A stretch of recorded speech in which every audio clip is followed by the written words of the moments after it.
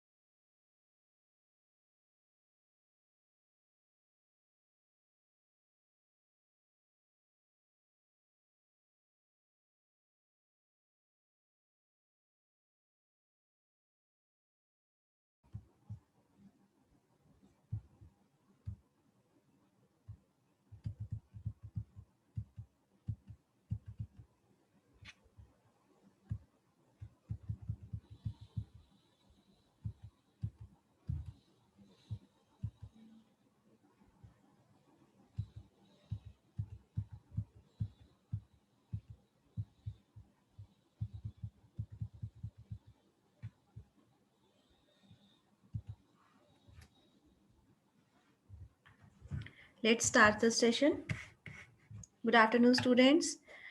We have our first speaker again, Minakshi. She is clinical registered dietitian in Unique Hospital, Surat, Gujarat. Her qualifications are registered dietitian, certified diabetic educator, PG diploma in diabetes. Her work experience is 2 years in the field of nutrition in multi-specialty hospital. She is a life member of IDAGC Gujarat chapter and yearly membership of Indian Association of Parental and Enteral Nutrition. She is a member of Surat Nutrition Club. So area of interest is nutrition in critical care, nutrition in renal diseases, nutrition in GI tract. Welcome, Minakshi. Once again, you will be taking the session on liver diseases today, right? Thank you so much. Over to you.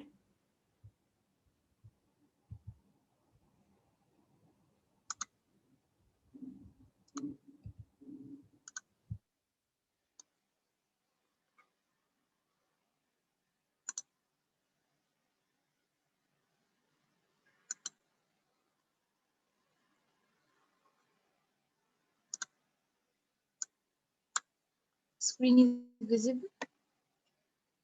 Yes. Okay. So today our topic is liver and biliary disease.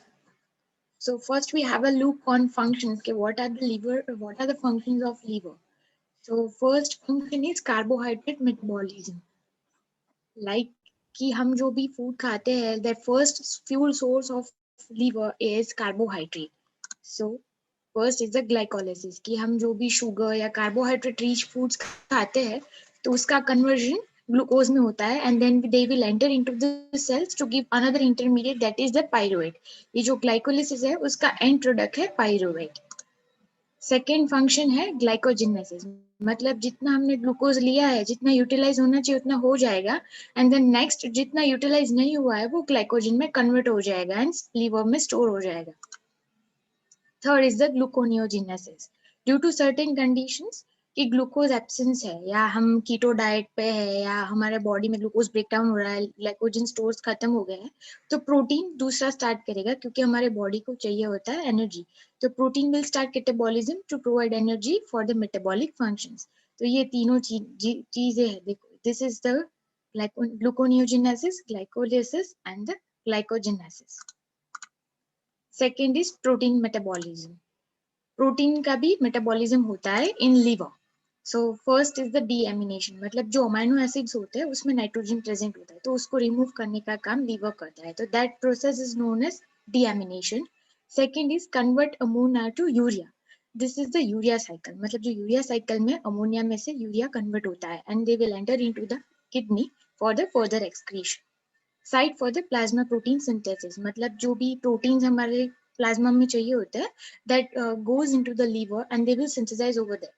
Act as a reserve of this protein to replenish serum proteins, मतलब जो proteins चाहिए होता है उसको replenish करने के लिए liver में जाना पड़ता है. So liver also takes place for this mechanism and maintain a level of non-essential amino acids which promotes tissue. There are two types of amino acids, essential and non-essential amino acids. Essential amino acids हम जो food में से ले रहे हैं because body doesn't provide or doesn't synthesize that essential amino acids. But non-essential amino acids, essential amino acids में से ही synthesize होते हैं, वो liver में synthesize होते हैं. Third is the fat metabolism. Fat metabolism में first is the synthesis of triglyceride and the phospholipid. This is the triglyceride and this is the phospholipid. मतलब ये एक फैट के मॉलिक्यूल्स है. Synthesis of lipoproteins. Lipoproteins required for the transport of lipid in peripheral tissue for the use or the storage. मतलब जो lipoproteins है वो transfer करने के लिए यूज होते हैं for like triglycerides है, कोलेस्टेरॉल है, तो ये सब lipoproteins हेल्प करता है. Then they will enter into the other peripheral tissue. Otherwise वो liver में ही रहेंगे. Synthesis of cholesterol and converts 80% of bile converts 80% into bile and conjugated bile salts and the 20% is transported to lipoproteins. Cholesterol synthesize करता है, उसमें 80% will enter into the bile for the conversion and 20% lipoproteins को दे देते हैं. Vitamins and the minerals. First, it is a storehouse of vitamins and the minerals. मतलब पूरा liver एक store house है, एक कबर्ड है, उसमें सारे विटामिन एंड मिनरल्स स्टोर होके रहते हैं. And second is it is a platform मतलब विटामिन एंड मिनरल्स को अगर एक्टिवेट होना है then they have to enter into the liver for the further activation. Now हमने सारी मैकेनिज्म पढ़ ली. Now what are the disease, मतलब अगर हेपेटाइटिस होता है तो what are the changes in liver occur. First introduction, what is hepatitis. Hepatitis है क्या? तो इट इज अ डेफिनेशन कि भाई जो हेपेटोसाइट्स जो लीवर सेल्स होते हैं उसका इन्फ्लेमेशन हो जाता है. उसके कॉजेस किस वजह से हेपेटाइटिस होता है, तो this are the virus hepatitis A B C D E. This is the picture कि ये नॉर्मल लिवर है and this is the hepatic liver. Now, A, B, C, D. We will learn one by one. Hepatitis A. तो उसका source of transmission, मतलब वो कहाँ से आता है, हमारे बॉडी में नहीं होता है, वो बाहर से आता है. So first is the faecal oral route, मतलब contracted through contaminated water, food और द सीवेज. मतलब जैसे हमने कोई वाटर ऐसा कंटामिनेटेड ले लिया है या फूड हमने कंटामिनेटेड में जो ग्रो हुआ है या कंटामिनेटेड वाटर फूड में यूज किया है कुक करने के लिए, या तो sewage. Right? Second is the hepatitis B and the C virus. These both are responsible for hepatitis. So मैंने दोनों साथ में लिए. So it is source of transmission is blood transfusion by carrier. मतलब किसी को ब्लड ट्रांसफ्यूजन किया है, जैसे ब्लड की जरूरत थी और हमने लेके आए तो वो कंटामिनेटेड है बी या सी वायरस से. तो first is the transmission body fluids, मतलब बॉडी फ्लूइड्स एक्सचेंज हुआ है लाइक दिस सलाइवा और anything else. Improper sterilised instrument, मतलब इंजेक्शन है तो उसको अगर दूसरी बार स्टेरिलाइज नहीं किया है और ऐसे यूज कर लिया बिकॉज ऑफ सर्टेन रीजंस या इनप्रॉपर हैंडलिंग प्रैक्टिसेस, तो वो भी इन्फेक्शन होने के चांसेस होते हैं. Fourth is the dental drills, मतलब हम अगर डेंटिस्ट के पास जाते हैं और उसने अगर हमारे पहले कोई एक पेशेंट को ट्रीट किया है और उसको ये दोनों में से बी या सी वायरस है, देन अगर वो ही चीज हमारे में यूज की विदाउट एनी सैनिटाइजेशन तो भी हमें होने के चांसेस है. Skin puncturing instruments, as I have mention earlier कि जो स्टेरिलाइज इंस्ट्रूमेंट्स नहीं है और जैसे इंजेक्शन है या कोई भी अदर स्कैल्पेल यूज किया है तो भी हमें इन्फेक्शन होने के चांसेस है. Physical contact, that is the couple exchange and the saliva of infected person. Right? Hepatitis D virus. Hepatitis D virus B के ऊपर डिपेंडेंट रहता है फर्स्ट, एंड उसका भी सोर्स ऑफ ट्रांसमिशन सेम होता है, blood body fluids physical contact. अगर HBV present नहीं होगा तो हेपेटाइटिस डी वायरस का आगे काम नहीं होगा, they will stagnate into that position only. Hepatitis E virus and the hepatitis A virus, उन दोनों का सोर्स का ट्रांसमिशन है faecal oral root. Now, what are the other causes? First is the non-viral infection, like जैसे ये viral है, virus है, उसकी वजह से भी हो सकता है. Second is the drugs paracetamol, जैसे हमें फीवर है और हमने पैरासिटामोल ले लिया, देन फर्दर जैसे हम डॉक्टर के पास नहीं गए और हमने ऐसे ही पैरासिटामोल फॉर प्रोलॉन्ग यूज ले लिया, then we have a chances of getting hepatitis. Alcohol is also a reason. Poison, aflatoxin, मतलब जैसे AlPO4 है, ऑर्गेनिक फॉस्फोरस, पॉइजनिंग ले लिया, देन हेपेटाइटिस होने के चांसेस है. Complications in the pregnancy, metabolic disorders like Wilson disease and haemochromatosis, ये दोनों डिजीज है. जैसे विल्सन डिजीज में कॉपर एक्यूमुलेट होता है, this is an autoimmune disease, and haemochromatosis, this is also an autoimmune disease. biliary obstructions like gallstone है, cholecystitis है, जैसे गॉल ब्लैडर में स्टोन्स है तो वो ऑब्स्ट्रक्ट करेगा बाइल को, तो उससे भी हेपेटोसाइट्स हो जाते हैं इन्फ्लेमेशन, तो we have a get chances of hepatitis. अब हेपेटाइटिस को हम मैनिफेस्ट कैसे करेंगे, कि अगर हेपेटाइटिस किसी को हुआ है तो हम कौन से फेजेस में उसको मैनिफेस्ट करना है. उसके ये 4 फेज है: incubation, pre इक्टेरिक, इक्टेरिक and the convergent phase. First is the incubation phase, ये अर्ली फेज है. इसमें सिम्टम्स समटाइम्स दिखते हैं, समटाइम्स हमें मिस इंटरप्रेट होते हैं कि मे बी पेशेंट के कुछ और सिम्टम्स है, जैसे फीवर है, एथ्रेल्जिया मतलब लेग पेन्स है, आर्थराइटिस मतलब inflammation in the leg, rashes मतलब जैसे रेड रेड रैशेज हो जाते हैं स्किन में, एंड द एंजियोडेमा मतलब इन्फ्लेमेटरी रैशेज नहीं होते, जैसे हमें मच्छर काटते हैं तो वो इन्फ्लेमेशन हो जाता है, इसमें इन्फ्लेमेशन नहीं होता, but it causes round red kind of patches. Second is the pre इक्टेरिक phase, मतलब इसमें थोड़े सिम्टम्स हमें दिखते हैं लाइक मलेज, फटीग मतलब थकना, मेल्जिया मतलब बॉडी पेन होना, एनोरेक्सिया भूख नहीं लगना, नोजिया एंड द वॉमिटिंग मतलब वॉमिटिंग जैसी फीलिंग होना या वॉमिटिंग होना, some complaint about right upper quadrant pain, ये बहुत ही इंपॉर्टेंट सिम्टम है। राइट अपर क्वाड्रेंट पेन होता है then you have to consult a doctor also कि भाई आप डॉक्टर को एक बार दिखा दो, may be there is a chance of hepatitis. Third is the icteric phase, इसमें जॉन्डिस दिखता है। And fourth is the convergent phase, मतलब ये रिकवरी फेज है, इसमें सारे सिम्टम्स धीरे धीरे धीरे कम होते जाएंगे after treatment. Now biochemical parameters, जैसे हमारे पे जब भी हमारे पास पेशेंट आते हैं then what we will evaluate the biochemical parameters. The first is IgM anti एचएवी।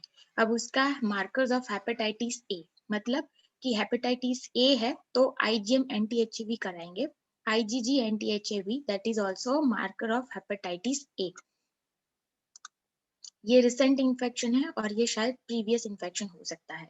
Third is the HCV RNA, मतलब markers of hepatitis C virus, and SBS AG मतलब markers of hepatitis B. This is the total serum bilirubin. When increase may indicate bilirubin overproduction or different defect in hepatic uptake or production. मतलब कि जैसे bilirubin बढ़ गया तो when increase may indicate bilirubin overproduction, या तो bilirubin का production over हो चुका है या तो हेपेटिक मतलब लीवर में अपटेक उसका डिफेक्ट है, लीवर में सेल्स इन्फ्लेमेशन हो गया है तो बिलीरुबिन बढ़ सकता है। Indirect serum bilirubin, that is the unconjugated bilirubin, मतलब कि hepatic enzymes जो enzymes help करते हैं for bilirubin conversion indirect to direct, that is the unconjugated to conjugated, तो उसमें enzyme में ही defect है या तो absent है तो unconjugated bilirubin बढ़ जाएगा। In direct serum bilirubin, that is the conjugated bilirubin, increase with depressed bilirubin excretion, मतलब ये पोस्ट हेपेटिक है, लाइक कि लीवर में कोई प्रॉब्लम नहीं है but like of gall bladder है या पेंक्रियाटाइटिस है या IBD है तो उसकी वजह से बिलीरुबिन एक्सक्रीट नहीं हो रहा है तो वो क्या करेगा कि वो पूरा बैक फ्लो मारेगा, तो that is the conjugated bilirubin, तो उससे भी बढ़ने के चांसेस है। इंट्राहेपेटिक कोलेस्टेटिस, एक्स्ट्राहेपेटिक कोलेस्टेटिस, ये हम सारी चीजें आगे पढ़ेंगे। Sepsis, congenital conjugated hyperbilirubinemia. This all are the disease state कि इसकी वजह से भी डायरेक्ट सीरम बिलीरुबिन बढ़ सकता है। Serum alkaline phosphatase that is a suggest cholestasis, hepatitis में भी देखा जाता है। SGOT इंडिकेट लिवर डैमेज, उसका दूसरा नाम है AST, aspartate transaminase. SGPT that is उसका भी दूसरा नाम है एलेनाइन ट्रांसएमिनेज, उसका भी अगर ये बढ़ जाता है तो उसका भी इंडिकेशन है लिवर सेल डैमेज।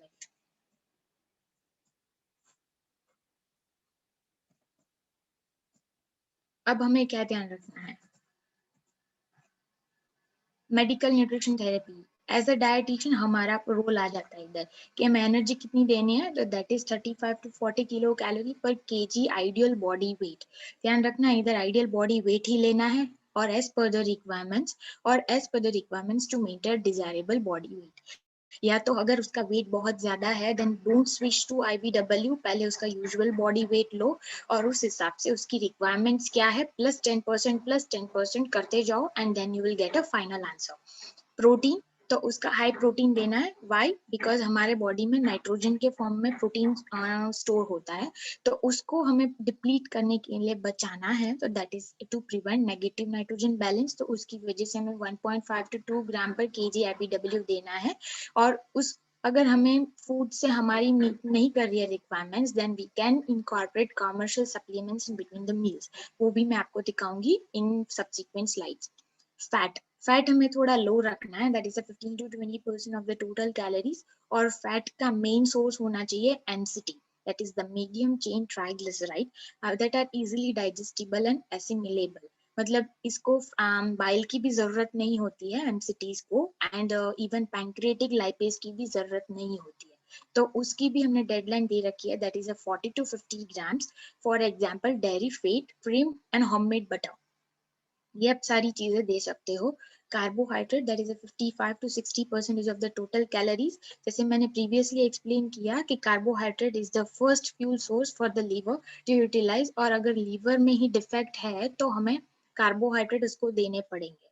क्यों? This is given to prevent endogenous breakdown of protein, to promote glycogen stores and prevent glycogen depletion. मतलब प्रोटीन को ब्रेकडाउन के लिए करने होने के लिए बचाना है, सेकेंड ग्लाइकोजन स्टोर्स को प्रमोट करना है, और जो ग्लाइकोजन ऑलरेडी स्टोर है उसको डिप्लीट होने से बचाना है। Fourth reason is to improve function of liver and protect against the infectious disease। मतलब functions, liver के functions को improve करना है और दूसरे infectious disease से protect करना है। Vitamins and the minerals, vitamin and the minerals as I have explained कि वे वो platform है for the activations and storehouse है। तो liver में ही अगर defect है तो vitamins and minerals will start getting lost। तो supplementation of B complex and the C should be given because C antioxidant का काम करता है, and the B complex is very essential for the brain functioning, so it is very vital to provide it, and the folic acids for the iron, calcium, magnesium and the zinc for the new generation of cells। Fluid is very important in hepatitis, so 35 ml per kg IBW you have to calculate। अगर आप usual body weight ले रहे हो then also you have to take 35 ml per kg usual body weight to promote bilirubin excretion। जब भी hepatitis आता है you have to evaluate, फटाफट आपको evaluate करना है कि आपको कौन सी चीजें आपने देखी है। अगर bilirubin ज्यादा है go with the intake and output, और उसके बाद give the fluids। जितना भी fluids आप ज्यादा दोगे उतना bilirubin excrete होता जाएगा। Now foods, freely given food and foods to be avoided, कि जैसे आपको कौन से foods देने हैं and कौन से ध्यान रखना है कि उसको avoid करना है, right? तो for the cereals, bread, chapatis, maida, milk products in a skim form, soup, salads, vegetable cooks, potato, fruit juices, sugar, jam, biscuits, desserts, and either whole pulses or beans, red meats। whole pulses मतलब आप soup के form में दे सकते हो, not the raw form। fried foods, butter, nuts and oil seeds, dry fruits, condiments and spices, papad, chutney and the pickles because उसमें sodium ज़्यादा होता है। strong tea or the coffee and the alcohol we have to avoid। Now second is the liver cirrhosis। First is the definition, it is a complication of many liver disease। मतलब ये पूरा एक structure है, पूरा cluster है कि liver disease बहुत सारे टाइप्स की है। So this is a generalized definition characterized by the abnormal structure and the function of liver। जैसे हेपेटाइटिस में फंक्शन डिक्लाइन हुआ वैसे ही सीरोसिस में भी उसका फंक्शन डिक्लाइन होता है और उसका स्ट्रक्चर भी चेंज होता है। सो this is the picture of normal liver and this is the picture of liver cirrhosis.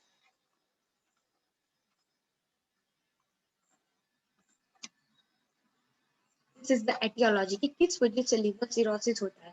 तो first is the untreated chronic hepatitis. मतलब अगर हेपेटाइटिस हुआ है और उसको हमने ट्रीट नहीं किया, या तो डॉक्टर के पास नहीं गए हैं या किसी रीजन की वजह से we have came to home, right? With the against of medical advice। Second is the drug, virus and the toxin। Third is autoimmune disease। Fourth is untreated biliary obstruction. मतलब बिलियरी ऑब्स्ट्रक्शन हुआ है तो अगर उसने हमें treat नहीं किया तो भी सिरोसिस होने के चांसेस है। Fifth one is metabolic disorder, that is Wilson disease and hemochromatosis, right? And the sixth one is alcohol। Now what is the pathophysiology? Pathophysiology क्या है? फर्स्ट इज द कि हम धीरे धीरे जाएंगे। First is the neglected chronic hepatitis. हमने neglect किया तो उसकी वजह से क्या हुआ कि लीवर सेल्स इन्फ्लेम्ड हो गया, वहां पे फाइब्रस टिश्यू बन गया और लीवर सेल्स डाई हो गए, और उसके ऊपर जो नए सेल्स, जो भी लीवर सेल्स बचे हैं हेल्दी सेल्स, वो क्या करेंगे, वो एनर्जी यूटिलाइज करेंगे और वहां पे वो ऐसे चिपक जाएंगे ऊपर उसको प्रोटेक्ट करने के लिए। सो वो क्या करेंगे, leads to the obstruction in the liver and the liver failure. ये बन गया, उसके बाद ये ऑब्स्ट्रक्शन करेगा क्योंकि डबल हो गए तो there is a narrowation in the blood vessels of the liver. तो this is the picture. Now what are the symptoms? First is the GI disturbances. मतलब हमें भूख नहीं लगती है, nausea, vomiting, abdominal pain and the distension. Second is the electrolyte and the fluid balance. Electrolytes are the sodium, potassium and the chlorides and the fluid imbalance, मतलब ascites हो जाना, that we will discuss later on।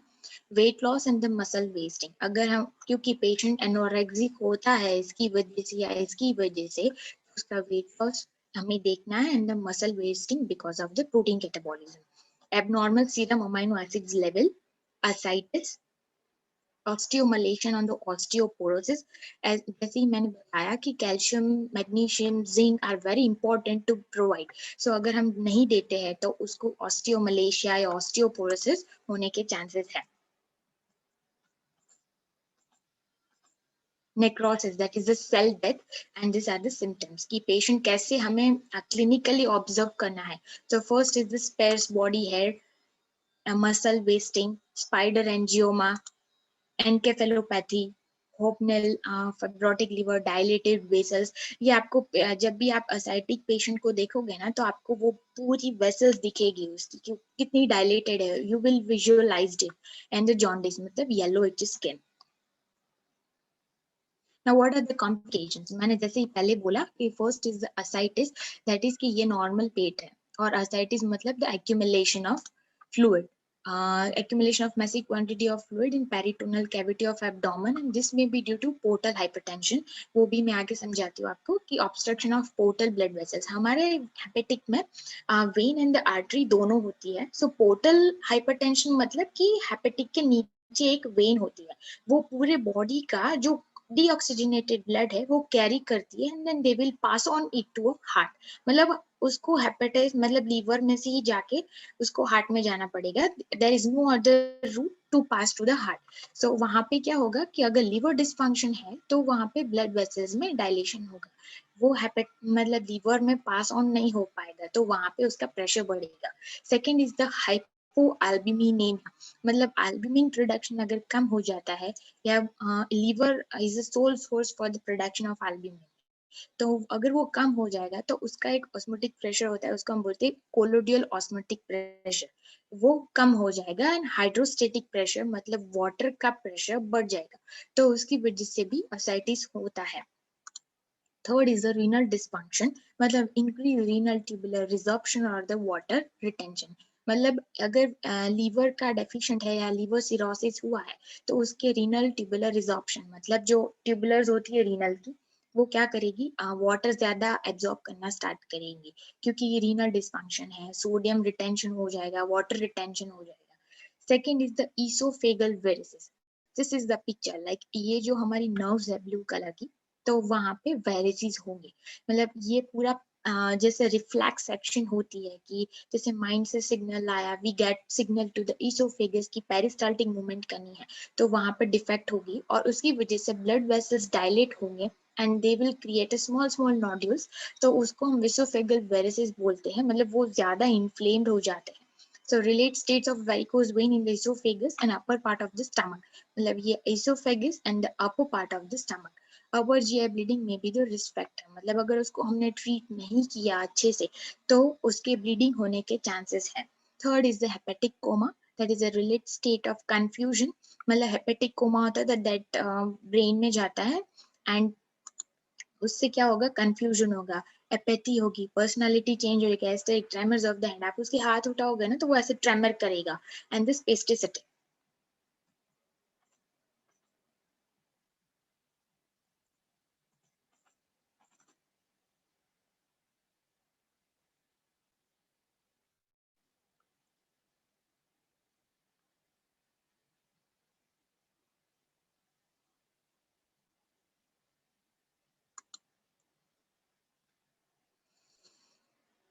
Just a moment.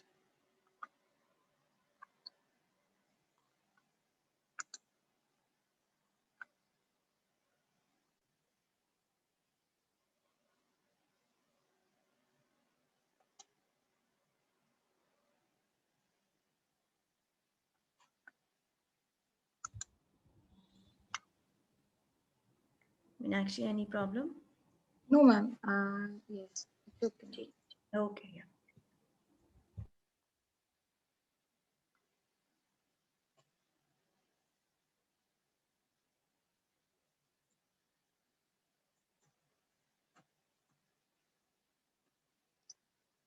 These are the biochemical parameters कि हमें अगर liver cirrhotic वाला patient आता है तो what we have to take into account. The first is the serum albumin. तो उसकी reference stage है 3.4 to 5.4 gram per dl. वो उसका interpretation है main expert synthesizing liver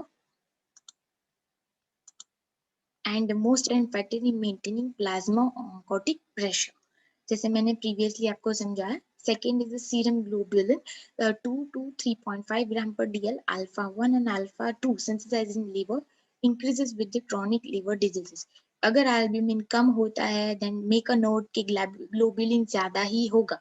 तो अगर albumin globulin ratio is should be 1, but अगर 0.6 है 0.9 है then you have to evaluate albumin and the globulin. उसको हमें रेशियो को 1 करना है. We will try to make ratio 1. Gamma glutamyl transferase that is a 5 to 40 international units per liter. अगर ये इससे ज्यादा बढ़ जाता है then it indicates liver damage. Prothrombin time मतलब हमारे लीवर में विटामिन के रोल प्ले करता है. वहां पे हमारे कोएगुलेशन फैक्टर सिंथेसाइज होता है that is the prothrombin time. तो उसका क्या है 11 to 13.5 seconds. Most blood coagulation factor synthesized in liver. और अगर विटामिन की डेफिशिएंसी है तो इसका कोएगुलेशन फैक्टर्स कम हो जाएंगे तो ब्लीडिंग के चांसेस ज्यादा है. अमोनिया 15 to 45 माइक्रो पर डेसीलीटर. अमोनिया हम जनरली हेपेटिक एनकेफेलोपैथी में देखते हैं. So liver converts ammonia to urea may increases with hepatic failure and portal systematic shunt. हम जैसे प्रोटीन या मेटाबॉलिज्म में पढ़ा था कि from ammonia urea gets converted. But अगर हेपेटाइटिस है या सिरोसिस है तो लीवर अपना फंक्शन कम कर देगा. तो उसकी वजह से अमोनिया है वो ब्लड में एक्यूमुलेट होते जाएंगे.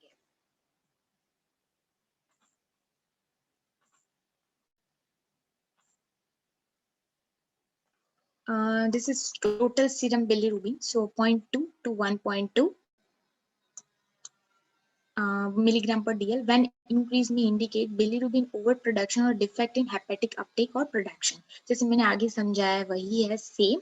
Indirect bilirubin, direct serum bilirubin. Hepatitis में, लिवर सिरोसिस में हमें सभी जब भी लीवर आता है go with the total liver profile की serum bilirubin, indirect, direct, alkaline phosphatase, SGOT, SGPT, ये सारी चीजें हमें इवेल्युएट करनी है. Now what are the medical nutrition therapy? So इधर एनर्जी हमें जैसे हेपेटाइटिस में हमने 35 to 40 दी थी बट इधर लीवर सिरोसिस में हमें 25 to 35 किलो कैलोरी पर केजी आईबीडब्ल्यू मतलब आइडियल बॉडी वेट के हिसाब से हमें इतना देनी है. Why? To prevent malnutrition among individuals कि उसको malnourished में शिफ्ट ना हो. Right. Second is the protein. Protein 1.2 to 1.3 ग्राम पर केजी पर डे. इधर भी आप आईबीडब्ल्यू ले सकते हो बट अगर पेशेंट का वेट कम है then you have to take usual body weight to prevent negative nitrogen balance. and अगर प्रोटीन देते हो तो BCAA that is the branch in amino acids protein ही आपको देने हैं other source से better. right. Fat less than 15% of the total calories in the form of MCT. MCT के बहुत सारे sources हैं. This is a commercial MCT oil, the coconut oil in a limited amount. क्योंकि coconut oil में saturated fatty acids भी होता है plus medium chain triglycerides भी होते हैं. To prevent symptoms such as steatorrhoea. Fat हमें क्यों ज्यादा नहीं देना है बिकॉज टू प्रिवेंट स्टीयर्टोरेट मतलब fatty excretion of stools.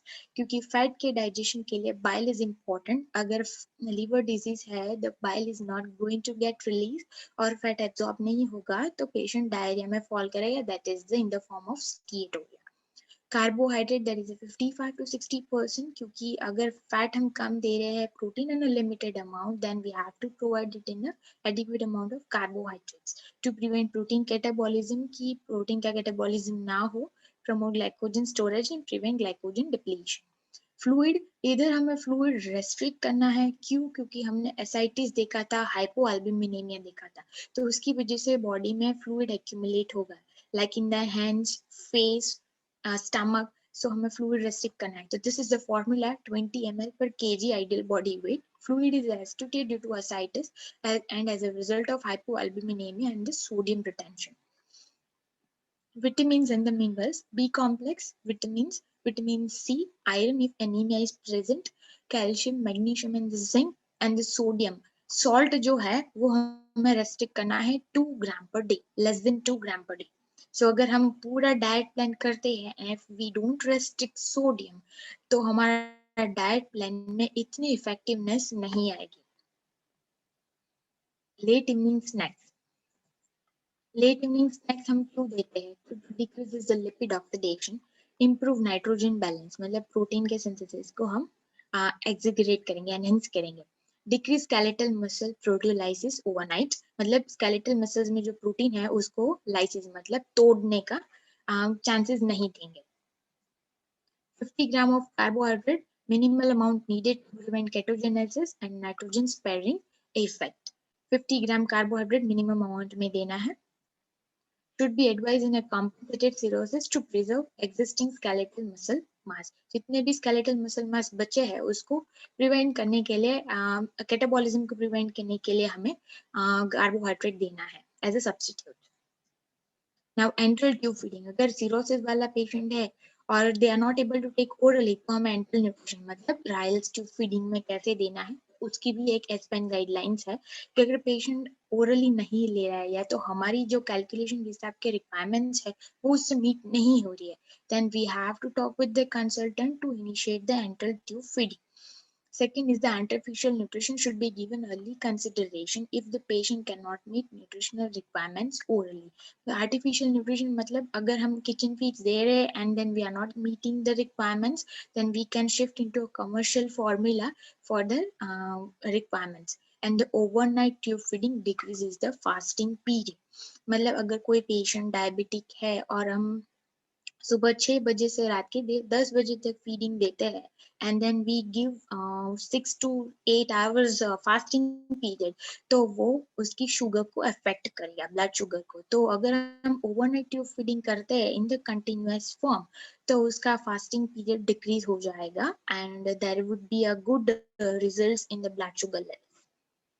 liver cirrhosis में these are again the SPN guidelines on enteral nutrition, right? So उसकी recommended energy intake कितनी है? The 35 to 40 kilocalorie per kg IBW and recommended protein intake is 1.2 to 1.5 gram per kg body weight per day.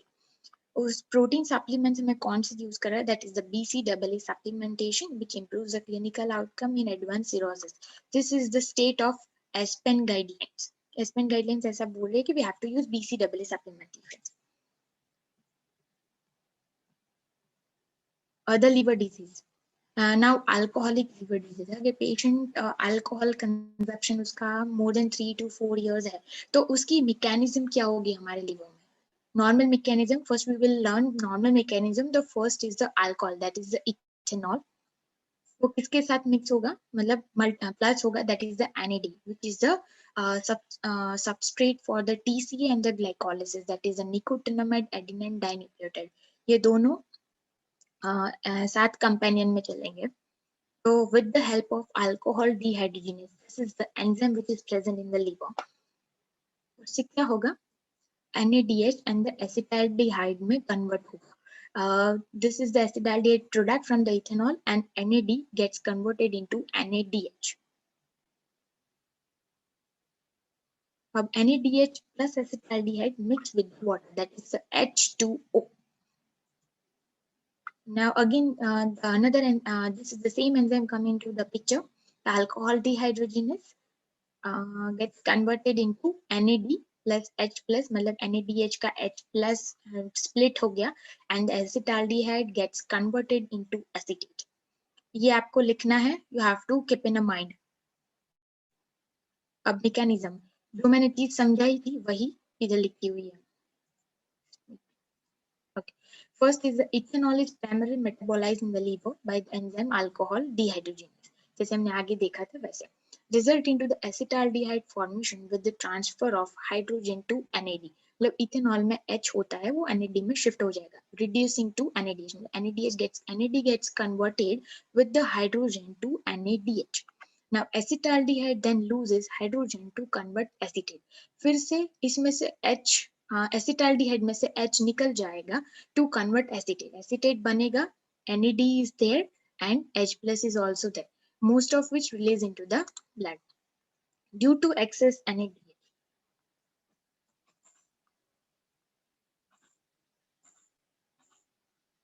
Okay.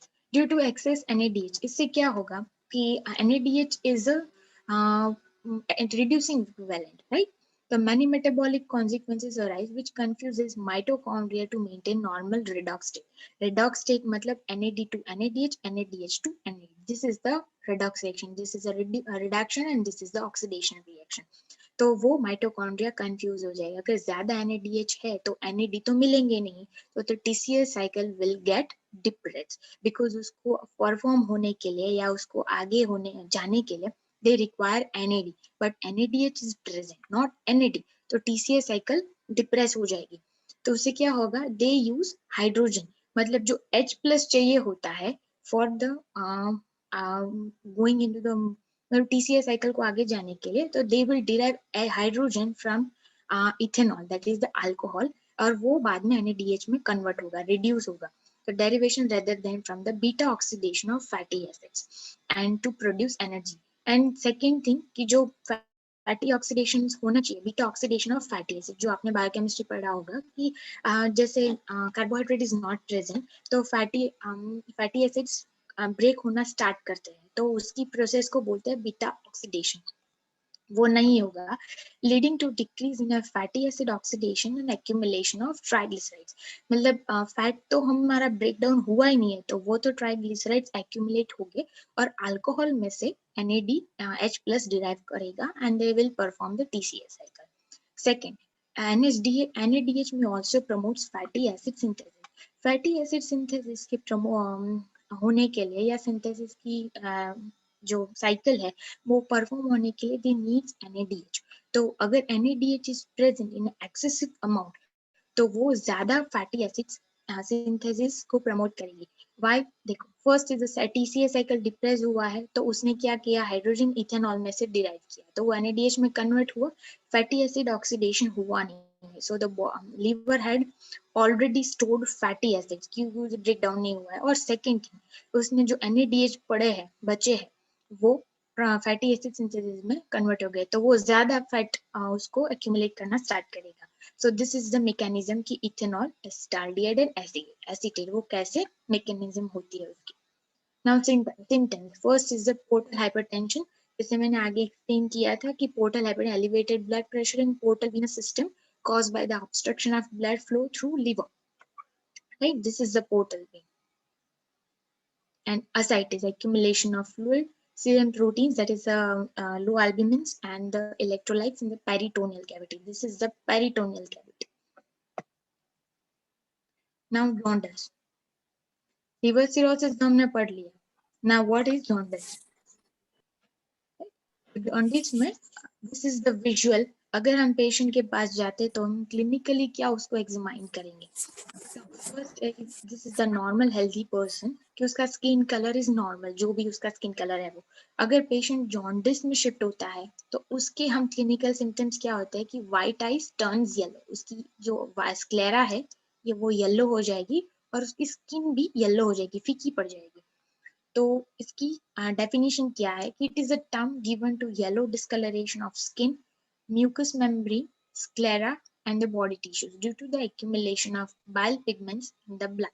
जैसे मैंने hepatitis में दिखाया था आपको कि जैसे बिलिरुबिन प्रोडक्शन अनकंजुगेटेड में से कंजुगेटेड नहीं हो रहा है तो वो वहां पे एक्यूमुलेट होगा and the bilirubin is responsible for the production of bile. The bilirubin आता कहाँ से है, तो that is the product of haemolysis. जो हमारी 120 लाइफ डेज की लाइफ स्पेन होती है फॉर हीमोग्लोबिन, वो स्प्लीन में जाके लिसिस होता है आफ्टर 120 डेज और वो स्प्लीन में से जाके लिवर में जाता है फॉर द बिलिरुबिन प्रोडक्शन. और bilirubin then goes into the intestine for the further digestion.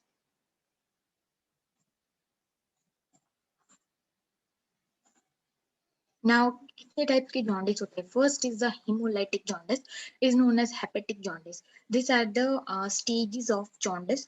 So first is a result of excessive destruction of RBC resulting in the increased bilirubin formation and the anemia. मतलब जो RBC है वो ज्यादा distract हुए हैं, result into the increased bilirubin production, that is the prehepatic. We can classify as a prehepatic, that is the overproduction and impaired intake by the liver.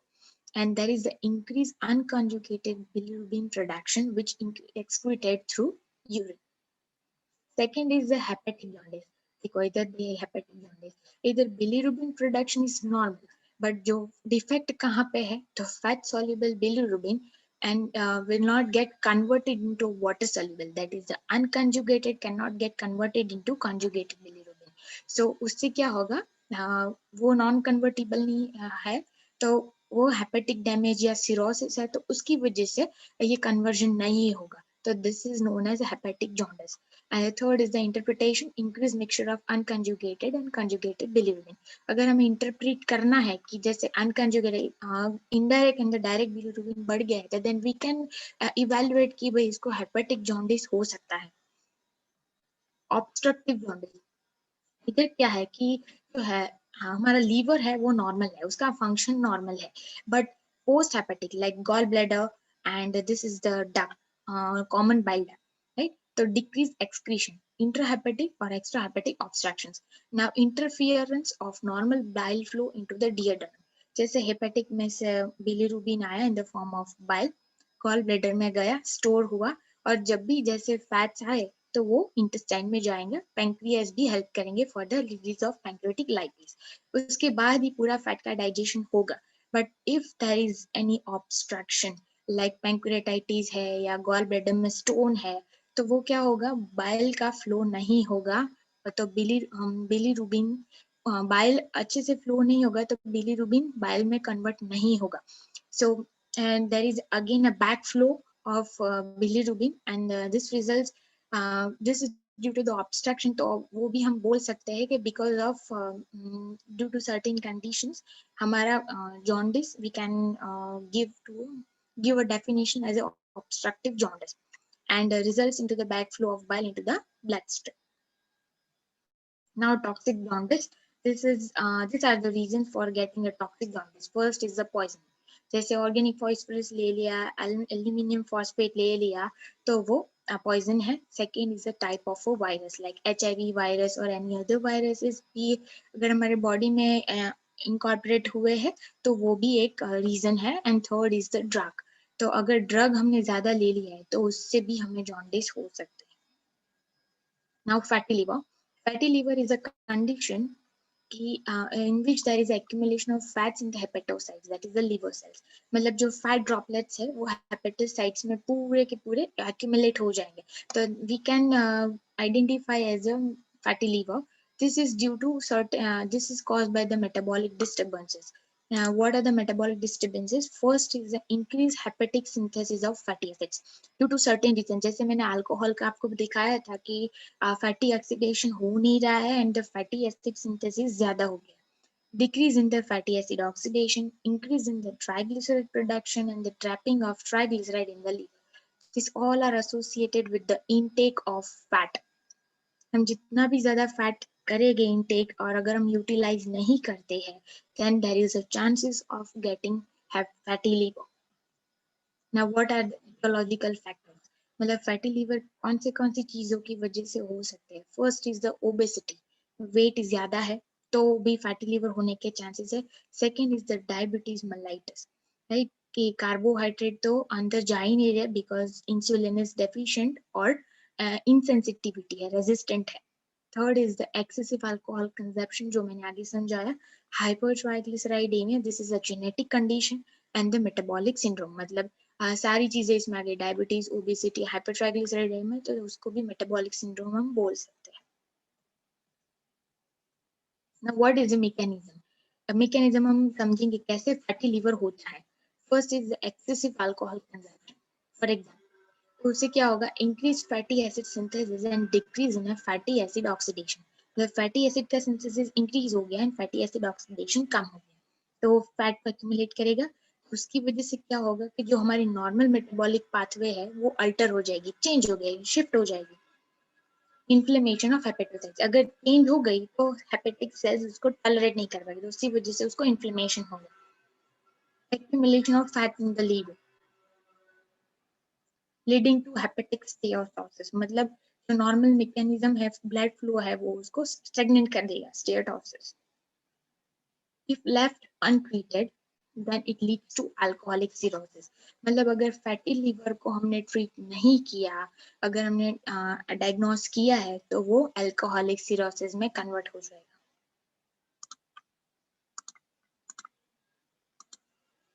Now, what is the medical nutrition therapy? The first and the foremost important thing is weight loss. Weight loss हमें direct drastic weight loss नहीं करना है. First जो भी उसका wait है -10% initial body weight over 6 months, मतलब 10% उसका वेट लॉस होना चाहिए. Energy should be 20 to 22 kilo calorie पर kg IBW. इधर आइडियल बॉडी वेट के हिसाब से हमें एनर्जी कैलकुलेट करनी है. Protein is 15 to 20% of the total calories. It should be in a lean and the vegetable proteins. Fried form में proteins नहीं देने, जैसे chicken in the fried form not allowed, fish in the fried form में नहीं देना है. Total fat 20 to 30% of the total calories. PUFA, that is the polyunsaturated fatty acids, that is a 5 to 10% of the total calories. उसमें से main source of derivation is omega-3 fatty acid. उसका काम है anti inflammatory. जैसे hepatocytes का inflammation हो जाता है, तो then we have to provide omega-3 fatty acid, that is 2 to 4 grams per day.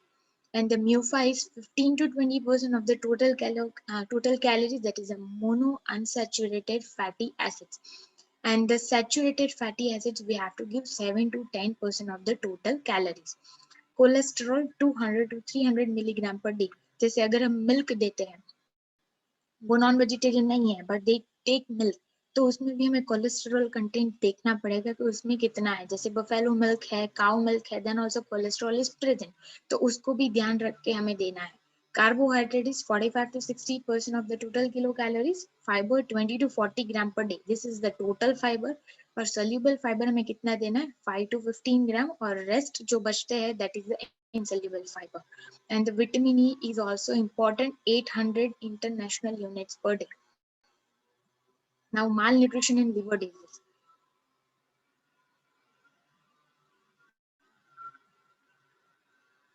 Now, malnutrition, this is the I can say post, मतलब डायग्नोसिस तो हमने किया है, बट आफ्टर अगर उसने ध्यान नहीं रखा तो माल न्यूट्रिशन में फॉल हो सकता है.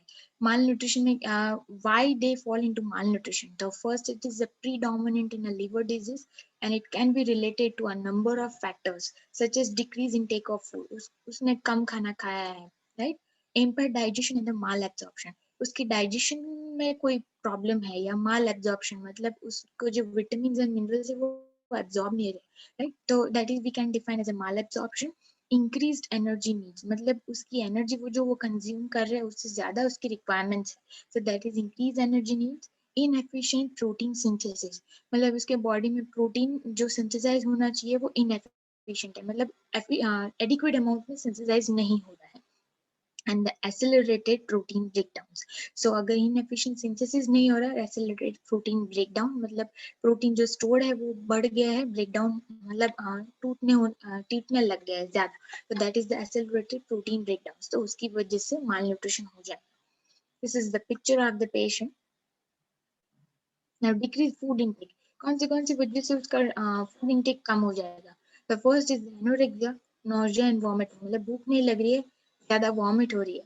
अर्ली सटाइटी, मतलब थोड़ा ही खा के उसको सटाइटी ले, बस पेट भर गया. अनपैलेटेबल डाइट, उसने जो खाना उसके सामने रखा है वो उसको अच्छा नहीं लग रहा है. एंड द ड्रग यूज, मतलब कोई ऐसी भी ड्रग्स होती है उसकी वजह से हमें एनोरेक्सिया जैसी फीलिंग आती है, हमें भूख नहीं लगती. Second is the impaired digestion and mall absorption, वो किस वजह से होता है? First is the pancreatic insufficiency, मतलब पैंक्रियाटाइटिस है तो उसकी वजह से क्या होगा कि पैंक्रियाटिक लाइपेज, अमाइलेज, इलेस्टेज, ये सारे एंजाइम्स रिलीज नहीं होंगे, तो उसकी वजह से माल एब्जॉर्प्शन होगा. जो सर्टेन एंजाइम्स एंड विटामिन है वो सारी ये एंजाइम्स के ऊपर डिपेंड होते हैं. अगर this is not going to get release, pancreatitis है, तो एब्जॉर्प्शन नहीं होगा. Bile salt deficiency, impaired absorption, fat indigestion causing deficiency of fat soluble vitamins. मतलब अगर फैटी डाइजेस्ट नहीं हो रहा है, बाइल फ्लो अच्छा नहीं है, पैंक्रियाटिक लाइपेज नहीं है, तो fat soluble vitamins like A D E K तो वो एब्जॉर्ब नहीं होंगे. And the fat non absorption leads to steatorrhoea, और अगर फैट एब्जॉर्ब नहीं हुआ है तो वो स्टूल्स में कन्वर्ट हो जाएगा, डायरिया हो जाएगा, that is in the form of स्टिएटोरिया.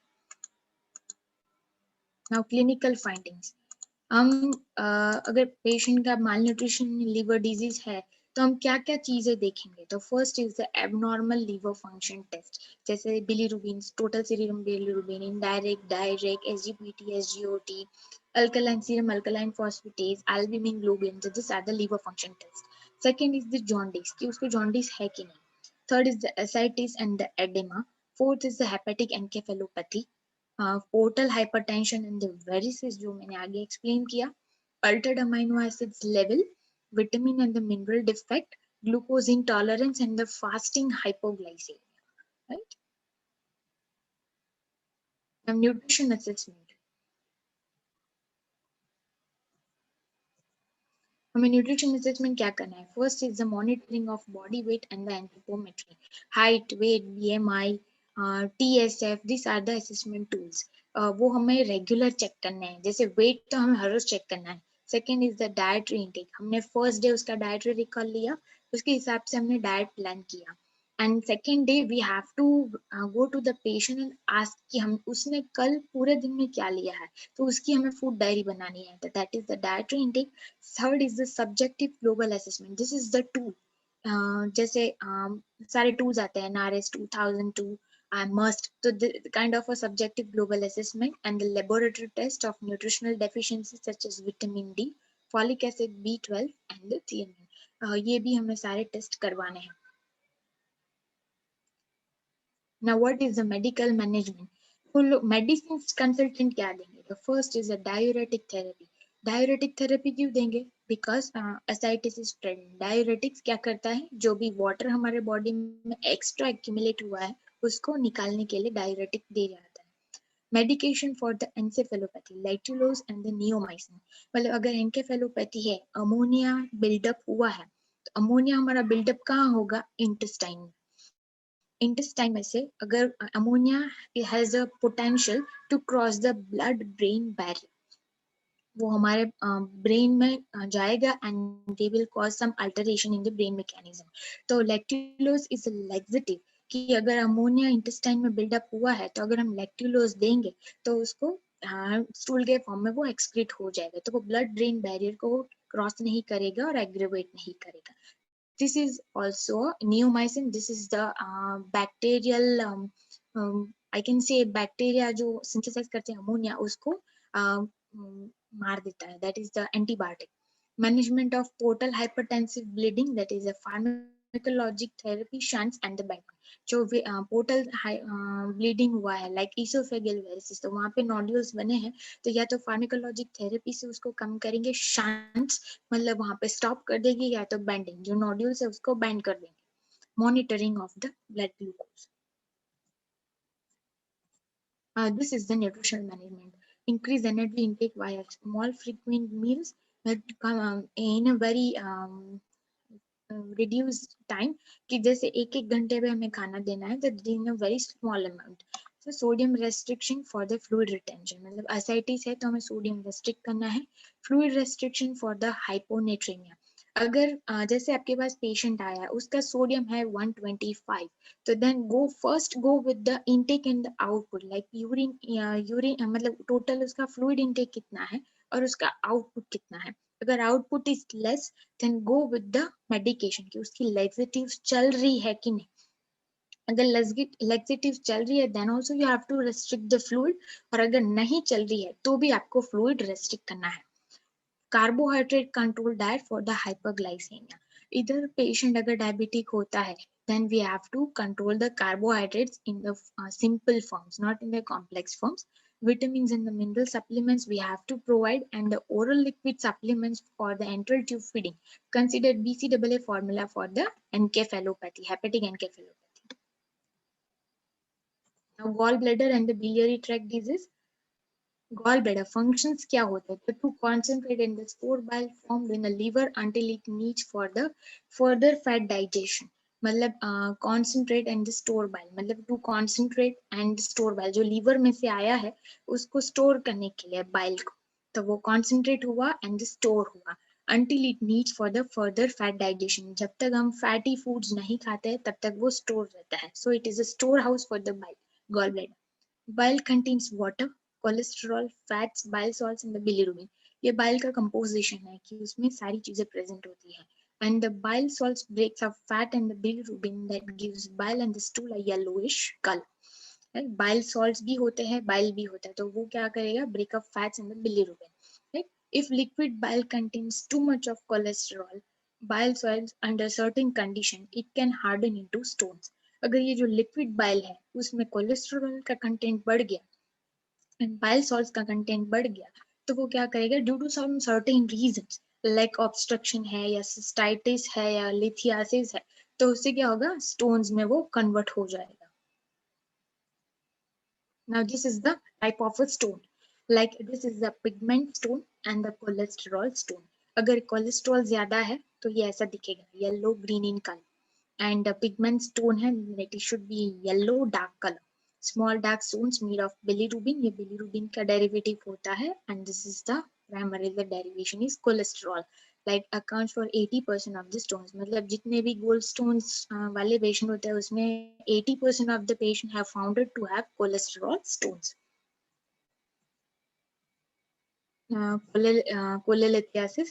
This is the introduction. It can be characterized by the formation of gallstones in the absence of infection of gallbladder. मतलब gallbladder में कोई infection नहीं है, but cholelithiasis की वजह से बहुत सारी disease हो सकती है. So this is the stones. Like gallbladder, this is the cystic duct, this is the hepatic duct, मतलब liver, and this is our gut, like duodenum, or either pancreatic duct है, and this cystic, hepatic and the pancreas is all known as a common bile duct, right? अगर वहां पे ही stones है तो वो वहां से bile adequate amount में release नहीं होगा. It is asymptomatic in initial stages. उसके symptoms हमें कभी evident नहीं होते, हम देख नहीं सकते हैं. Now what are the risk factors? First is the gender. मतलब फीमेल ज्यादा prone होती है इस रिस्क में. Second is the older age, ज्यादा एज होती है तो. Third is the pregnancy, family history है तो भी, obesity है, uncle fat body distribution. It is generally observed in the male. मतलब जो हमारा एब्डोमेन होता है वो अगर बाहर एक्सिग्रेट हुआ है तो then it is also known as truncal body fat distribution. Diabetes mellitus, sepsis, infection हुआ है, बैक्टीरियल इन्फेक्शन, तो उसकी वजह से भी ऑब्स्ट्रक्शन हो जाएगा, that is a sepsis. Inflammatory bowel disease, like intestine में intestinal cells inflamed हो चुके हैं due to certain reasons, तो उससे भी backflow होगा bile का. Drug like lipid lowering medications or the oral contraceptive, this is the side effect of the medication. Rapid weight loss through calorie restriction, हमने calorie restrict कर दिया, उसमें fat नील कर दिया, पूरा बिना फैट का एकदम कच्चा खाना शुरू कर दिया, तो and calorie restriction direct we have jumped कि हमारी requirement is 1500 and we are taking only 500, तो वो रैपिड वेट लॉस होगा, तो उसकी वजह से भी कोलेलिथियासिस होने के चांसेस है, क्योंकि फैट हम खा नहीं रहे हैं तो वो फैट बाइल है वो रिलीज नहीं होगा, right. Low grade chronic infection, मतलब हाँ इन्फेक्शन है but in a very low grade. High dietary fat intake, बहुत ज्यादा फैट भी खाते हैं तो भी कोलेलिथियासिस होने के चांसेस है. Now what is the nutritional management? उसमें हमें क्या ध्यान रखना है? So that is a calorie restricted diet to be given for the prevention of catastrophic conditions. मतलब हमें कैलोरी रेस्ट्रिक्ट करनी है to prevent आगे aggravative conditions होने के लिए prevent करना है, तो we have to do calorie restricted diet. Second is the protein. 15 to 20% of the total kilocalories. Fat is 25%. Maximum use should be MCT, that is a medium chain triglycerides, and the good quality of fat, that is the high MUFA and low omega-3 and omega-6 ratio. As compared to MUFA, PUFA should be low. MUFA has a potential in lowering gastric emptying, and it also reduces LDL and HDL cholesterol and protect it from the gallstone formation. Lowering gastric emptying मतलब कि जो हमारा pylorus pylorus से and duodenum में जो हमारा food है वो जैसे धीरे धीरे धीरे एम्प्टिंग होता है, तो sometimes when we are eating more तो क्या होगा कि वो रैपिड एम्प्टी हो जाएगा. मुनाफा क्या करता है, जितना भी हम फैट वाली चीजें खाएंगे healthy fat, then it will help to reduces the gastric emptying. तो वो भी important part है. And the carbohydrate, 50 to 55% of the total kilocalories, refined carbohydrate should be avoided. Why refined is avoided? Because जितना भी हम pure glucose या less fibre carbohydrates लेंगे उतना जल्दी वो ग्लाइकोलिसिस में कन्वर्ट होगा. But when we are not doing exercises और अगर हमारा सेडेंट्री लाइफस्टाइल है तो जो रेस्ट ग्लूकोज है वो फैट में कन्वर्ट होना स्टार्ट हो जाएगा. So we have to avoid refined carbohydrate. And the second reason is जब भी हम रिफाइंड कार्बोहाइड्रेट्स लेते हैं तो फाइबर उसमें लेस होता है, तो देन हमारे कॉन्स्टिपेशन होने के चांसेस है. Fibre, high intake of soluble fiber through pulses, sprouts, dal, veggies, fruits, oilseeds helps to rid of bile acid steroids out of the gut. Even it also provides healthy microflora for the inhibition of cholesterol reduction. Now cholestasis. Cholestasis matlab it is a condition in which flow of bile from the liver stops and the slows. मतलब कि जो bile में से जो liver में से जो bile आ रहा है उसका फ्लो है या तो स्लो हो जाएगा या तो स्टॉप हो जाएगा. Why? Because there is a cholestasis. मतलब जो गॉल ब्लेडर है वहां पे कोई इंफेक्शन की वजह से वो जो डक है वो नैरो हो गई है तो उसकी वजह से बाइल कम होगा या तो ऑब्स्ट्रक्शन ही हो जाएगा due to most certain reasons, right? Characterized by an elevated total bilirubin concentration more than 2 milligram per day. Normal value से ज्यादा होता है then we have to evaluate कि भाई उसको कोलेस्टेसिस है या नहीं. What are the causes? First is the liver infection, gallstones, and the cancer. Symptoms: intense eating, बार बार खुजली आना. So this is the first is the symptom. Second is the dark urine, bilirubin excrete होगा.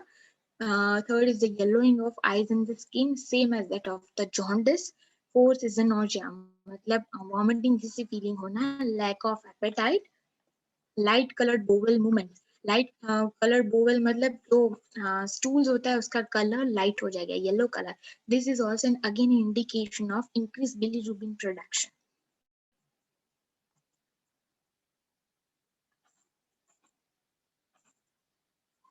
Now, what is the nutritional management? It is same as that of the cholelithiasis. Ki calorie we have to restrict. Protein is 15 to 20%. Fat should be total fat should be 25. MCT is the main source. Maximum हमें वही use करना है. Carbohydrate 50 to 55, and the fiber intake should also be there. Now, case study. This is the patient Jagdish Chandra Bari. His age was 53, height 170, weight 60 kg. This is the wet weight. मतलब उसको edema था, ascites थी. So this is also we can tag as a weight. Weight. BMI is 20.8. IBW was 70. Wet weight है, इसकी वजह से उसका BMI इतना है. Now IBW माइनस जैसे मेल है तो 170 माइनस 100 तो उसका 70 आ जाएगा. फैमिली बैकग्राउंड मतलब वो सिटी में रहता था. Socio economic status middle income group and the food preferences is over vegetarian मतलब एग इनटेक था उसका. Now complaints during admission. कुछ complaints क्या थी? The first was the fever, intermittent मतलब कभी आता था कभी चला जाता था. We won't be able to diagnose कि कब उसका fever आता है कब भी नहीं. Right? Second is the generalized weakness. मतलब पूरे बॉडी में वीकनेस थी उसको. Nausea, anorexia, pedal edema मतलब पैर में सूजन थी, पैर पूरे स्वेल हो गए थे. Abdominal distension due to ascites, fatigue, and the high blood pressure. And now what is the past history?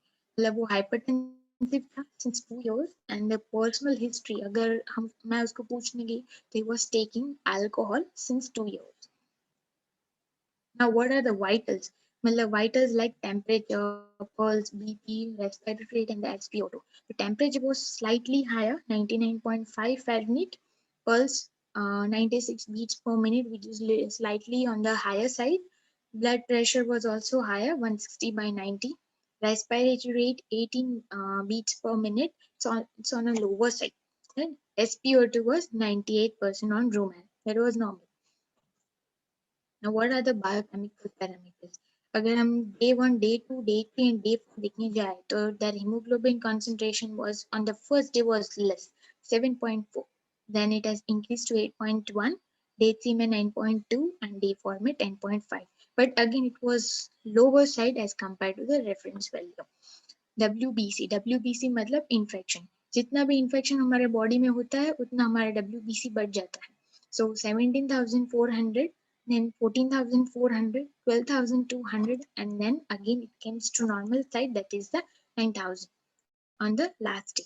Platelet count 1,40,000, 1,53,000, 1,32,000, and again came into a normal side, that is 2,55,000. Serum creatinine 3.2, 2.9, 2.5, and 2. Sodium was 128 because of edema. जैसे हमने L6 दिया, then it has already come to normal side, that is a 130, 135, and the 137. Serum potassium 4.5, 4.2, 4, and the 3.9. Chloride 101, 111, 109, and the 105. Alkaline phosphatase again उसकी normal value से उसका ज्यादा था, right. तो हम ऐसे इवैल्यूएट कर सकते हैं कि उसको सिरोसिस होने के चांसेस है. Albumin was also low because of ascites and the pedal edema, and the hypoalbuminemia is the reason. Serum globulin देखो बढ़ गया 4.8, तो उसका रेशियो क्या हुआ 0.6. आइडियली कितना होना चाहिए 1.2, 1 to 2. SGOT 214 नॉर्मल वैल्यू से बहुत ज्यादा है. SGPT 125, 5 से 35 होना चाहिए, 125 था. Bilirubin was again 1.2, 0.2 to 1. Indirect bilirubin 0.9, 0.1 to 0.4. Direct bilirubin 0.6, ये बॉर्डर लाइन पे है. CRP 80.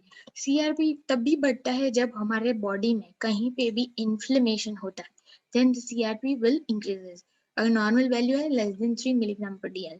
And stool OBT, that is the occult blood test. मतलब अगर हम स्टूल को इवेल्युएट करते हैं, उसका अगर हम लेबोरेटरी टेस्ट करवाते हैं, तो उसमें अगर ब्लड का कंटामिनेशन देखा जाता है, then we can identify कि उसको सिरोसिस है या ईसोफेगल वेरिसिस है. तो वो भी उसका इवेल्युएट है. डे 1 में +3 थे एंड डे 2 में +2 हो गए. आइडियली वो एब्सेंट होता है. Now when I see for the intake and the output, day 1 was 1000, day 2 600, the balance was 400. मतलब intake उसका 1000 था, output it was 600, तो 400 उसका अंदर पॉजिटिव बैलेंस है. Day 2 1400, 2840. Why? Because हमने मेडिकेशन दी थी L6, तो उसकी वजह से उसका बैलेंस आया. This was the positive balance, मतलब बाहर का पॉजिटिव बैलेंस है. Day 3 3050, 3150, right. मतलब कम हुआ, अभी भी अंदर एडेमा कम हुआ. Day 4 1950, 3480, again edema was reduced. Now dietary recall.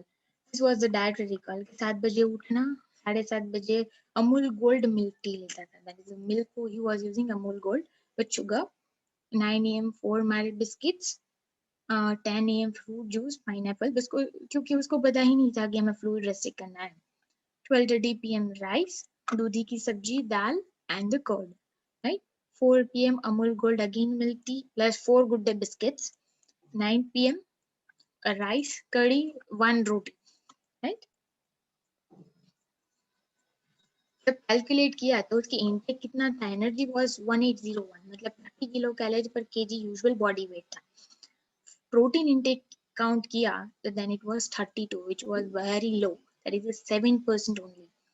Fat intake count किया तो 40.84 grams, that is a 20.4%, and the carbohydrate was 270, 60%, but not in the healthy way.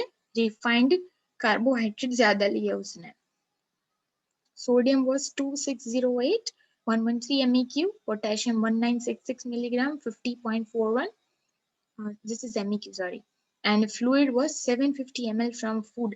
हमने fluid count किया तो उसने 750 ml लिया, and the rest was 1750 ml water, because he was not knowing that कि भाई हमें उस fluid restrict करना है. Procedure done. उसकी procedures क्या हुई थी? The first was colonoscopy and second was the endoscopy. To perform to investigate bleeding sites, मतलब bleeding कहाँ से हो रहा है उसकी साइट को आइडेंटिफाई करने के लिए दोनों चीजें परफॉर्म की. Second was the investigation evident with the HCV RNA, जैसे मैंने हेपेटाइटिस सी वायरस बोला था तो वो भी डायग्नोस हुआ, प्लस उसको आई कैन से अल्कोहलिक लिवर सिरोसिस भी थी बिकॉज उसकी अल्कोहल की भी हिस्ट्री थी. Now, what was the diagnosis? So, liver cirrhosis with the HCV positive and alcoholic cirrhosis is manifested. Second was the esophageal candidiasis manifested. मतलब जो esophageal varices हुआ है तो उसमें infection भी था. Candidiasis is a bacteria. Now, medication provided. What are the medications we have given? So, first is the pentoside, that is the antacid. दो बार देते दिन में और उसका रूट था was intravenous. Emeset that is antiemetic, उसको वॉमिटिंग ना हो इसकी वजह से. Meropenem that was the antibiotic. Targocid again it was antibiotic. Arkamin उसकी हाइपरटेंसिव की हिस्ट्री थी तो according to the BP monitoring हमने मेडिसिन दी. पीसीवी बिकॉज उसका हीमोग्लोबिन कम था. Lasix because of the oedema and the ascites. Liquid Cremaffin plus laxatives. Generally जब भी लीवर पेशेंट्स आते हैं then we have to ask them कि आपको स्टूल पास हुआ है कि नहीं, कितने दिन में नहीं हुआ है, कितनी बार हुआ. अगर नहीं हुआ तो पूछना है कि कितने दिन में नहीं हुआ, हुआ है तो डायरिया के फॉर्म में हुआ है या नॉर्मल हो रहा है, right. Peglec powder before colonoscopy, this is I can say temporary कि जब भी कोलोनोस्कोपी करनी होती है तभी वो लोग पैगलिक पाउडर देते हैं to clear the all residues left in the intestine. That is a laxative again. Optineuron B complex vitamins, liquid speracetic used to treat ulcer. मतलब जनरली लीवर के पेशेंट्स को आई कैन से एसिडिटी और अल्सर होने के chances होते हैं तो स्पेरासिड अगर देते हैं तो उसको एसिडिटी कम हो जाती है. Now this was the everyday vitals कि day 1, day 2, day 3 and day 4. SpO2 was 97, 99, 98 and 98. मतलब उसको ऑक्सीजन की जरूरत नहीं पड़ी. Blood pressure was little bit fluctuating, 130 by 80, 140 by 90, 160 by 90 and 120 by 80. According to the monitoring, we have given Ercamin and the temperature पहले normal था, third day पे थोड़ा higher हुआ, fourth day पे again normal हो गया.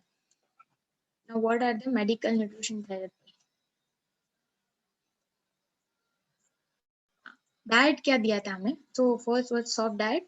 If you won't be able to take full, high protein and the low fat diet. जैसे हमने medical nutrition therapy में पढ़ा था, we have to give low fats.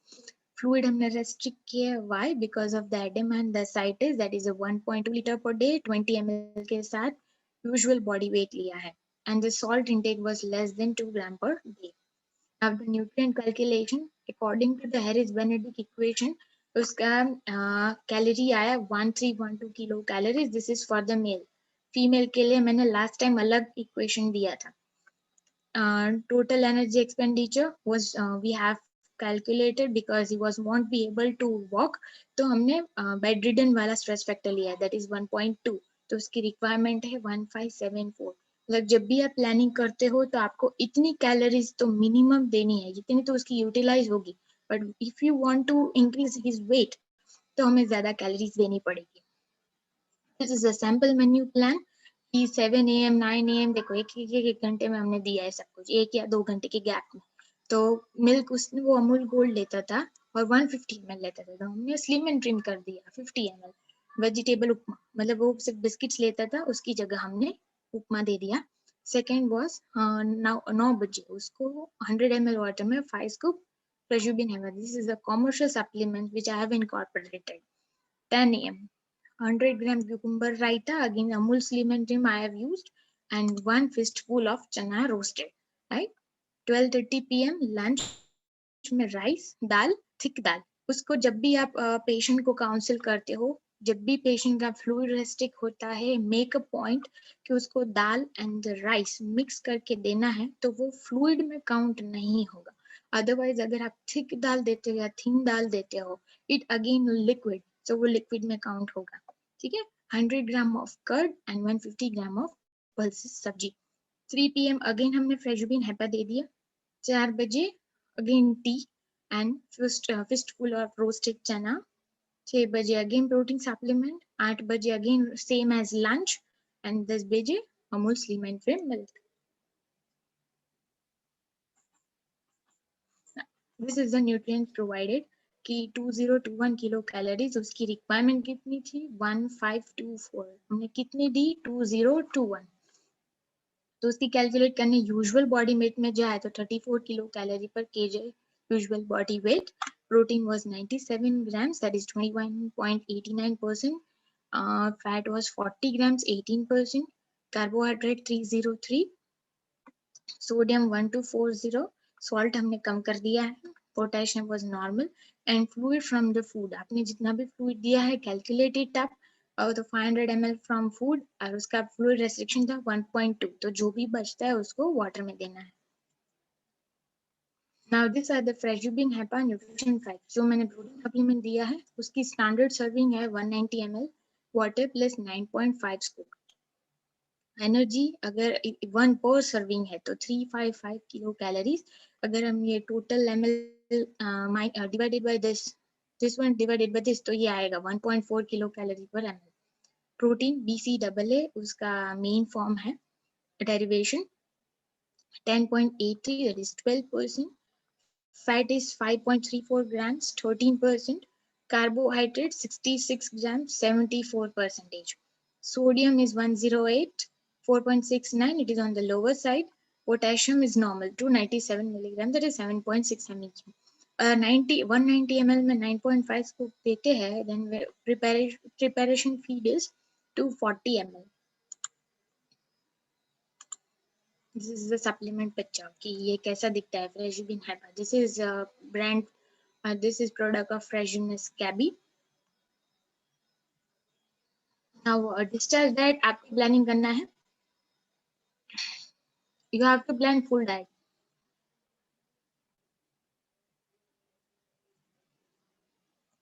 This is your homework and this is height weight for your reference.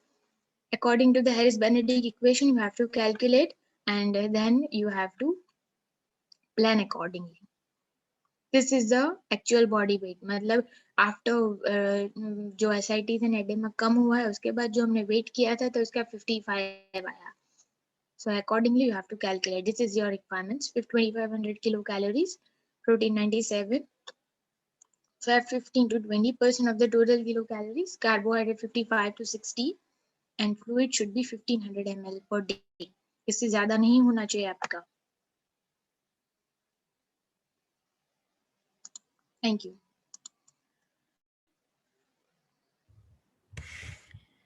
Thank you, Meenakshi. Any questions, students? I have posted the homework in your group. Ma'am cholestasis and cholelithiasis में क्या difference है, main difference? क्योंकि cholestasis में भी extra hepatic होता है और intra hepatic cholestasis वो भी ऑब्स्ट्रक्शन है, यानी वहां पे भी किसी भी रीजन से ऑब्स्ट्रक्शन है अगर स्टोन हो जाता है कुछ भी, और कोलेलिथियासिस में भी यही है. तो बेसिक दोनों में डिफरेंस क्या है? बेसिक डिफरेंस इज कोलेलिथियासिस मतलब स्टोन प्रेजेंट होते हैं गॉल ब्लैडर में, तो उसकी वजह से जो बाइल एडिक्वेट अमाउंट में रिलीज होना चाहिए वो नहीं होगा. तो this is the main concept हम जब कोलेलिथियासिस काउंट करते हैं तब. And cholestasis is a post hepatic, मतलब पैंक्रेटाइटिस है या इन्फ्लेमेटरी बोवल डिजीज है, तो उसकी वजह से जो एंजाइम्स रिलीज होने चाहिए, फैट एब्जॉर्ब होना चाहिए, फैट डाइजेस्ट होना चाहिए, वो नहीं होगा. तो बाइल उतने एडिक्वेट अमाउंट में रिलीज नहीं होगा. कोलेस्टेसिस मतलब वो दूसरी डिजीज कंडीशन की वजह से होता है. And cholelithiasis is a sole source, मतलब स्टोन ही प्रेजेंट है तो वही एक मेन रीजन है. This is a basic difference. Okay ma'am.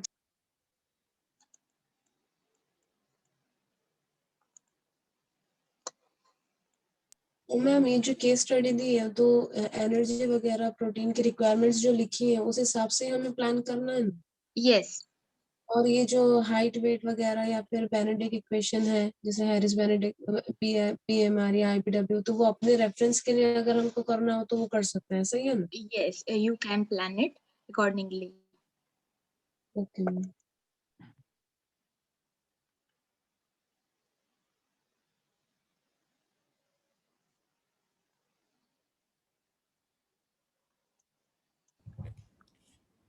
Anything, students?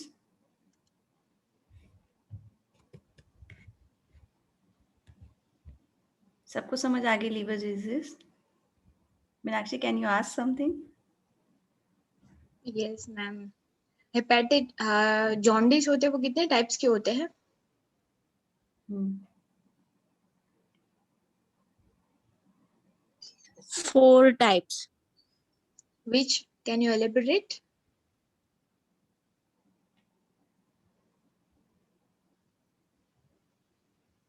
Vidhi?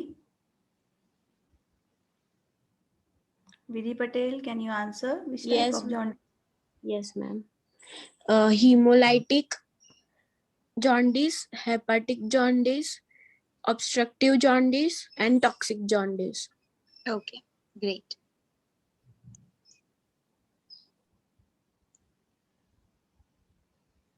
जो हेपेटाइटिस है उसको हम कैसे मैनिफेस्ट करेंगे? कौन से स्टेजेस है?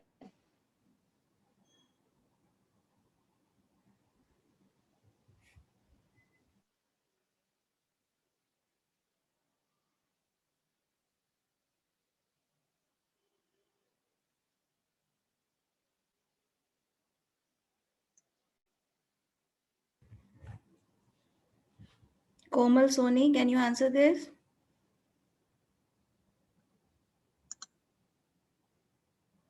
Komal Soni, unmute yourself.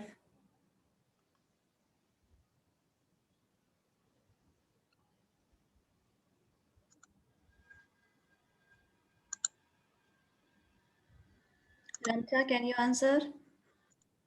Yes, ma'am. Four stages है manifestation के incubation phase, जिसमें not like management by, यानी वो जो आपने एक पैचेस वाला समझाया था कि जैसे मॉस्किटो वगैरह काटता है वैसा नहीं होगा, पर उसके जैसे ही कुछ पैची होगा रेड कलर का। सेकंड है प्री हिस्टेरिक फेज, जिसमें राइट अपर क्वाड्रेंट में पेन होगा, जो मतलब बताता है कि कुछ सीरियस कंडीशन है, तो चेक करवाना ही चाहिए लीवर का। फिर थर्ड है हिस्टेरिक फेज, जिसमें मतलब जब जॉन्डिस वगैरह प्रेजेंट होता है, प्रॉब्लम है। और फोर्थ है कि कॉन्वल्सेंट फेज, जिसमें रिकवरी फेज कहलाता है।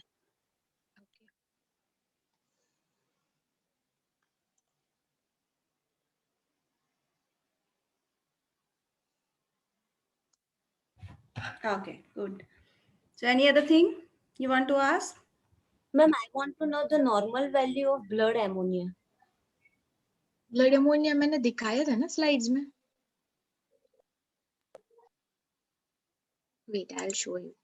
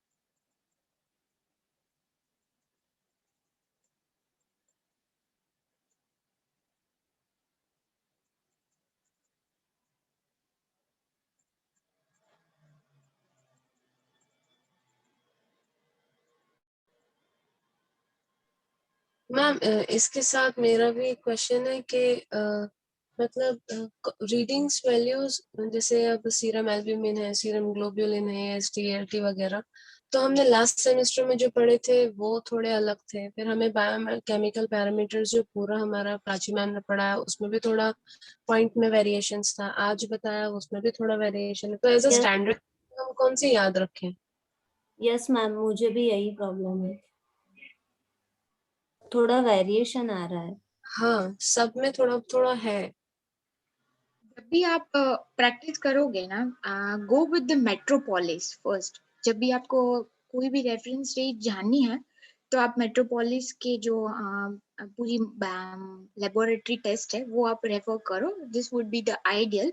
थोड़े थोड़े वेरिएशन आपको दिखेंगे. इट इज नॉट एग्जैक्ट कि यही होता है, थोड़ा ही वेरिएशन होता है, ज्यादा नहीं होता है.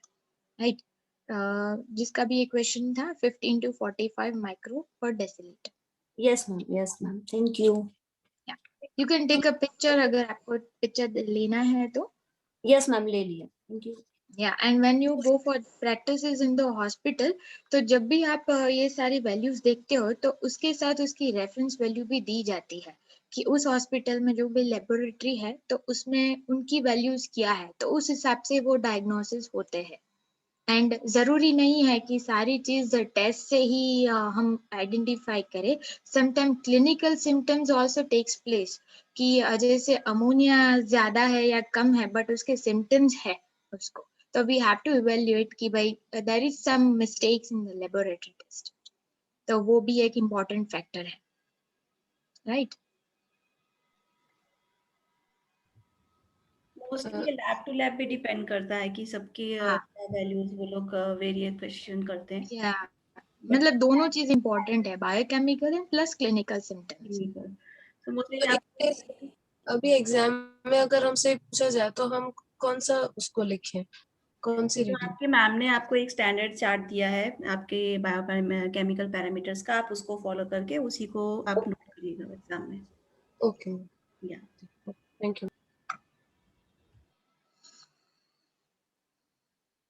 Any other questions? Okay, we end the session. Yeah. Thank you Meenakshi for the Welcome, ma'am. insights of liver diseases. We will call you again, don't worry. Okay, ma'am. You too also enjoyed the sessions. Yes, Yeah, definitely. yeah, that's good. So students, we take a break of 5 minutes. We will not five, exactly 4 minutes. We will start by 4:30. I think Alka madam, he's already here. Okay, just hurry up for 4 minutes and then we'll start.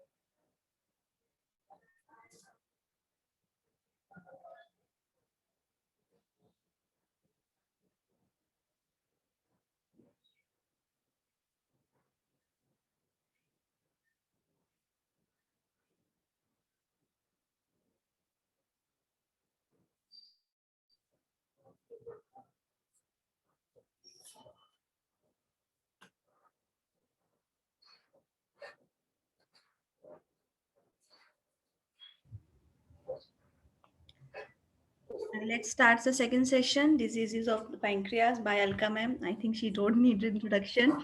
She is our senior most dietitian of this season. So welcome ma'am. Over to you for your session. Thank you. Thank you, Shruti. Thank you ma'am. Hello, everyone. I welcome you all again to a very heavy session. આજનો session બહુ જ મગજ દોડાવવા વાળો હોવો જોઈએ. આગળ તમે liver biliary કર્યું અને હવે પેનક્રિયાસ આવશે. I know it's a little tough, but I don't think Meenakshi presented it so well કે વાંધો આવવો જોઈએ, right? So we start with diseases of the pancreas. See, this is the pancreas, right? The common bile duct, the portal vein, accessory pancreatic duct, splenic artery, tail of pancreas. The tail of pancreas contains the alpha and the beta cells, right? The beta cells, they control the beta cells control the secretion of insulin, right? So they are responsible for diabetes, whereas the alpha cells, they control the secretion of other enzymes. And then this is the pancreatic duct, head of pancreas, greater duodenal papilla, duodenum, and the lesser duodenal papilla. Pancreas position, it's above the duodenum, next to the stomach in the body. So the pancreas is a gland organ participating both in the digestive and in the endocrine system. As endocrine system, it will produce several important hormones, including insulin, glucagon, and somatostatin. ત્રણેય hormones છે, insulin, glucagon, and somatostatin, they control our sugar levels. You should know about it. Insulin helps to control the blood glucose levels. Glucagon, again, reduces the sugar levels whenever they are high. And same with somatostatin. And as exocrine system, it secretes pancreatic juice containing digestive enzymes that pass on to the small intestine, right? And these enzymes help in the digestion of food, especially the fat and proteins. And also certain enzymes help in the digestion of carbohydrates. So enzymes secreted by the exocrine part of the pancreas are trypsin, chymotrypsin, aminopeptidase, elastase, amylase, lipase, phospholipase, and nucleases. So આ બધા જ enzymes છે એ fat અને protein ને digest કરે છે, right? So pancreas ના બે important functions છે, endocrine function ને exocrine function. Endocrine functions, endocrine છે એ hormone secrete કરે ને exocrine છે એ enzymes secrete કરે. You should know the difference between a hormone and an enzyme. So that is how diseases of the pancreas vary according to the endocrine part of pancreas or exocrine part.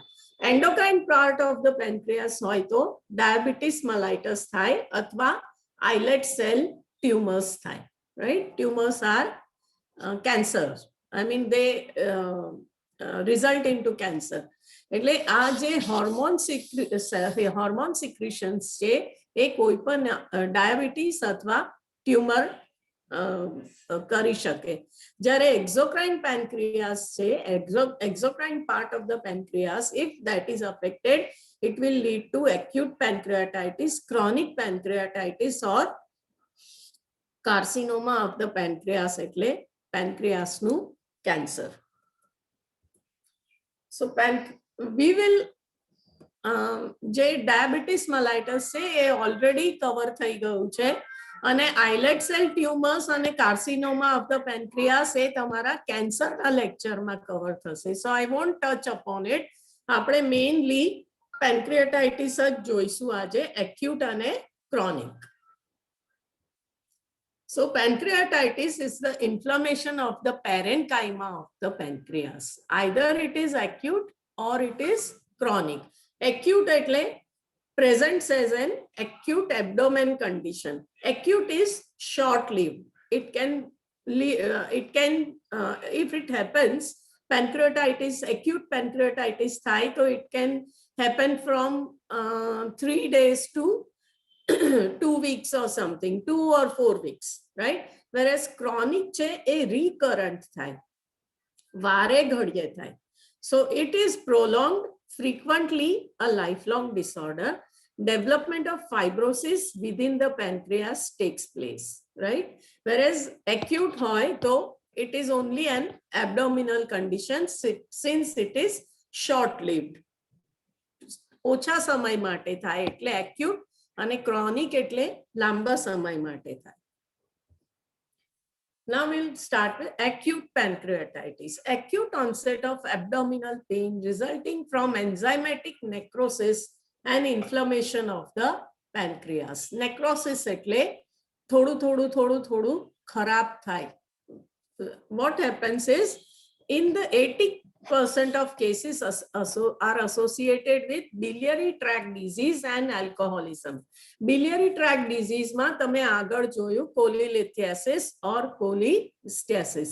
તો એ જે છે, જ્યારે ક્યારે biliary tract માં stone હોય or biliary tract માં obstruction હોય, fibrosis થયું તો obstruct થઈ જાય, તો excess enzymes are secreted in the, the enzymes, the bile that is made doesn't pass to the intestine. એટલે જે enzymes રહે, એ enzymes, they will eat up the pancreas, right? So that is biliary tract disease, and usually biliary tract disease અથવા excess alcohol intake હોય તો acute pancreatitis happens. That is enzymatic necrosis. The enzymes secreted by the pancreas itself will eat the pancreas. Necrosis form થાય એ જ enzymes થી, અને એના લીધે inflammation થઈ જાય pancreasમાં. Gallstone is present in 35 to 60% of the cases. અને less common less common causes માં infection of mumps, other diseases which can cause pancreatitis, right? Mumps થાય, Coxsackie virus થાય, Mycoplasma pneumoniae થાય, acute ischemia induced by vascular thrombosis, embolism, vasculitis, right? Vascular મેં last time બી કીધું હતું, disease of the blood vessel. કોઈ પણ blood vessel માં suppose thrombosis એટલે blood clot. So if the blood clot, we saw the artery જોઈ, આપણે જે સ્પ્લિનિક આર્ટરી જોઈ, એ સ્પ્લિનિક આર્ટરીમાં સપોઝ ક્લોટ આવ્યો તો then it will affect, it can cause, a clot આવી ગયો તો blood flow won't be there, which can cause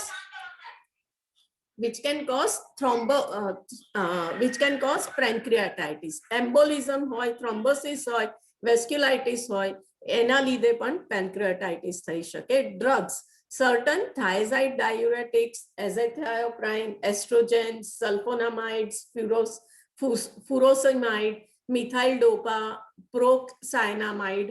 એટલે અમુક સપોઝ કોઈ જાતનું પોઈઝન કન્ઝ્યુમ કર્યું કોઈએ, રાઈટ? પછી ડાયુરેટિક્સ એટલે સ્વેલિંગ હોય, એડિમા હોય, એને ઓછો કરવા માટે રેગ્યુલરલી તમે ડાયુરેટિક્સ લો. Oestrogen treatment, that is the hormonal treatments છે, this can sometimes cause. સલ્ફોનામાઇડ છે, ફ્યુરોસિમાઇડ છે, સ્કિન માટેની જે દવાઓ છે એ લોંગ ટાઈમ માટે લો, બીપી માટેની દવાઓ છે. Only certain drugs, if taken for a longer time, they may also cause pancreatitis. Occlusion of pancreatic ducts by ascaris or કોલોનરાઇટિસ સિનેન્સિસ એટલે આ બેક્ટેરિયલ કે viral infection of the duct occlusion થઈ જાય ત્યારે પણ there is a chance of acute pancreatitis. Morphology. The morphological change stems directly from the action of activated pancreatic enzymes that are released into the pancreatic substance. એટલે morphology એટલે how does the body of the pancreas change? It is changes by activated pancreatic enzymes. Either there is microvascular leakage to cause edema, there is necrosis of fat by lipolytic enzyme, there is acute inflammatory reaction, there is proteolytic destruction of pancreatic substance or destruction of blood vessels with subsequent interstitial hemorrhage. All these can cause the pancreas to activate. All these can activate the pancreatic enzymes, and this can cause harm to the pancreas, resulting in acute pancreatitis. See, this is the figure. This will explain. Fatty necrosis is deposition of fat, and necrosis is devoid of any blood. I mean, કાળું પડી જાય. કેમ? કારણ કે enzymes જે છે એ ડક્ટમાંથી pass ના થાય અને અંદર ને અંદર રહે. એ જ એન્ઝાઇમ્સ આને ડેમેજ કરે પેન્ક્રિયાસ ઇટસેલ્ફ ને, અને it will cause necrosis, right? Pathology. How would you know? Once you can know with pathology, there can be acute edematous pancreatitis. Either there is swelling, edema, either there is hemorrhagic necrotizing pancreas. Hemorrhages are blood clots in the pancreas. Acute hemorrhagic pancreatitis, acute necrotizing pancreatitis. These are the two terms used for both the types of acute pancreatitis. What investigations are done? Complete blood count is done. See, serum amylase and lipase. Amylase and lipase, these are the two main enzymes which can cause a necrotizing effect to the pancreas. C-reactive protein, Agar Meenakshi explained it very well. Whenever there is infection, your CRP level would be high. Serum electrolytes, sodium, potassium, chloride, all these electrolytes also are taken into account. Blood glucose levels. This is also very important. A person may be diabetic when he is having acute pancreatitis. Or if not, if it is, if acute happens on and off, it can result into chronic. And a diabetic has maximum chances of having pancreatitis, since pancreas is the organ that will secrete the insulin, causing blood glucose levels to be elevated. Renal function tests, all the renal function tests are also done. Liver function tests, બધા જ મીનાક્ષી આગળની સ્લાઇડ્સમાં explain કર્યા કયા liver function છે, કયા renal function છે. LDH is lactate dehydrogenase test, which converts lactate to pyruvate, and then it affects the other systems.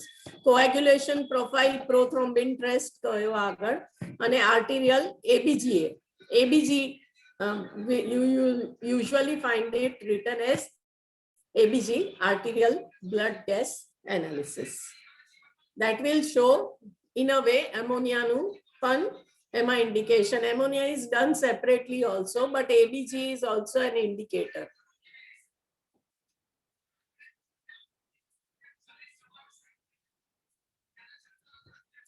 Clinical findings. What are the symptoms?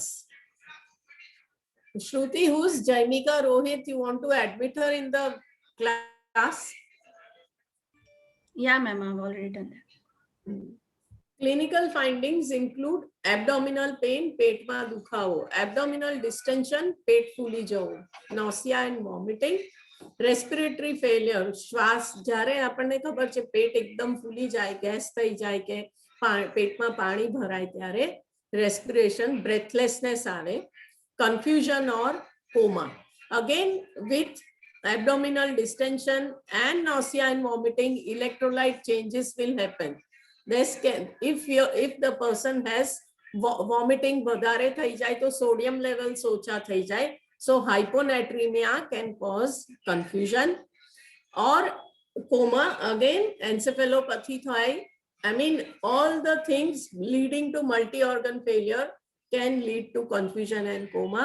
Low grade to moderate fever can happen. Tachycardia. Tachycardia is high heart rate. Heart rate જ્યારે વધી જાય એને tachycardia કહે. And hypotension. Tension goes down. Blood pressure goes down. Mild jaundice, pleural effusion, and shock. These are the clinical findings or the symptoms that are seen in acute pancreatitis patients. Peritoneal irritation sign, that is abdominal tenderness, rebound tenderness, and rigidity. This will be done by the doctor, the medical person in charge. Shifting dullness, decreased bowel sounds, Cullen sign, that is discoloration of periumbilical area, and Gray Turner sign, discoloration of flanks. Patches come near on the stomach. આખા abdomen પર જુદા જુદા red to dark maroon patches આવે કે discoloration happens. Periumbilical is below or above the umbilus. એટલે પેટના ભાગ ઉપર, right? And discoloration of flanks. These are also one symptoms. If the doctor observes, I mean, doctor is seeing the physical signs, these signs, Cullen sign and Gray Turner sign, these are very much indication of pancreatitis. Treatment, acute edematous pancreatitis, internal medicine, that is acute edematous hoy, ekdam if there is too much of edema in the pancreas, surgery is not indicated in mild cases, but if it is a acute, I mean it's a moderate to high case, then surgery may be indicated. Acute hemorrhagic non-necrotizing pancreatitis, and supportive care is needed. Replacement of fluids and electrolytes. If there is loss of fluids, there will be loss of electrolytes which have to be replaced. Correction of metabolic abnormalities have to be done. Metabolic abnormalities would include hypokalemia, hyponatremia, increase or decrease in the electrolytes and a certain vitamin levels, like if the person is anemic or if there is B12 deficiency, right? That is metabolic abnormalities. Nutritional support we'll talk about. Other measures, nasogastric suction and antibiotics. If there is too much of if there is ascites, that is too much of fluid retention in the stomach, nasogastric suction can be done. Nasogastric એટલે નાકમાંથી નાખીને પેટમાં ઉતારે, તો એનાથી suction કરી લે, so excess water is suctioned out. There would be some agents to inhibit pancreatic secretions. They have not been found to be useful in altering the course of acute pancreatitis. Stomatostatin, again a drug. Glucagon is monitored. Protease inhibitors are given. These are the 3 drugs which can be given depending on the condition of the patient. Surgical therapy, inefficiency by internal medicine. If medicines don't work, then surgery can be opted. Again, if there are complications like pancreatic and or peripancreatic infection and abscess, ગાંઠ કે એવી રીતે કંઈ હોય, તો complications જ્યારે વધે ત્યારે surgical treatment is needed. And combined with biliary disease, like there is a gallstone. If the bile duct is blocked by gallstone, then surgery is needed to remove the gallstone if the gallstones don't dissolve, right? Medicine can be given to dissolve the gallstones, but if they don't dissolve, then surgery is done. and diagnosis is unclear, then also surgical therapy can be done.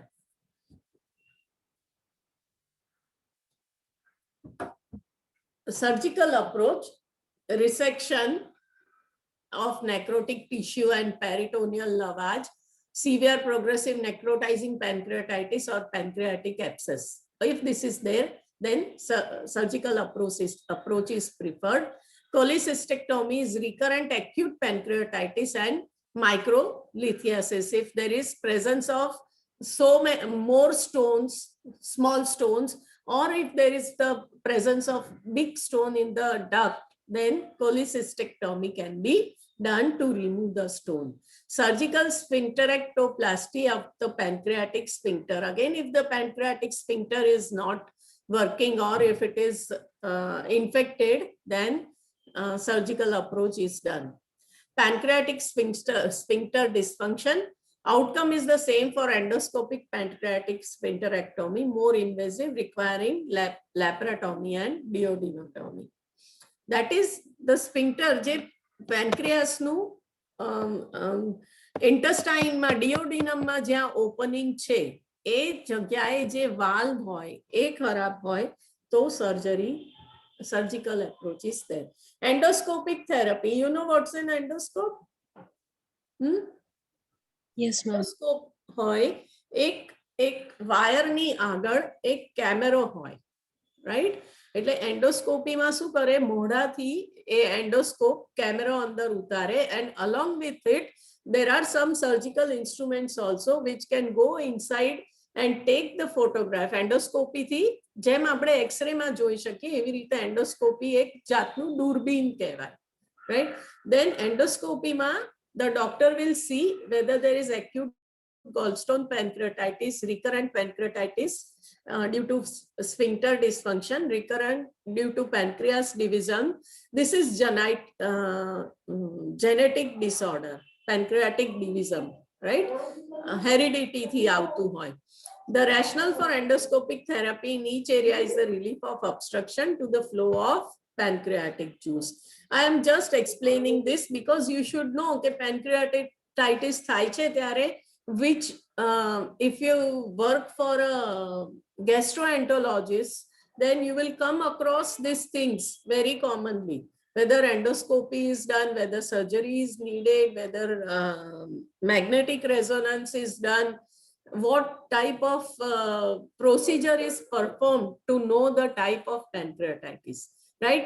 એક હોય gallstone pancreatitis એટલે gallstone ના obstruction ના લીધે થતું હોય, right? અને બીજું છે sphincter dysfunction, જે ઓપનિંગ છે પેન્ક્રિયાસનું ડિયોડિનમમાં ત્યાં થતું હોય, ત્યાં કઈ પ્રોબ્લેમ હોય તો એન્ડોસ્કોપીથી ખબર પડે. Then the doctor will go for a surgical procedure or he'll go for a medical management.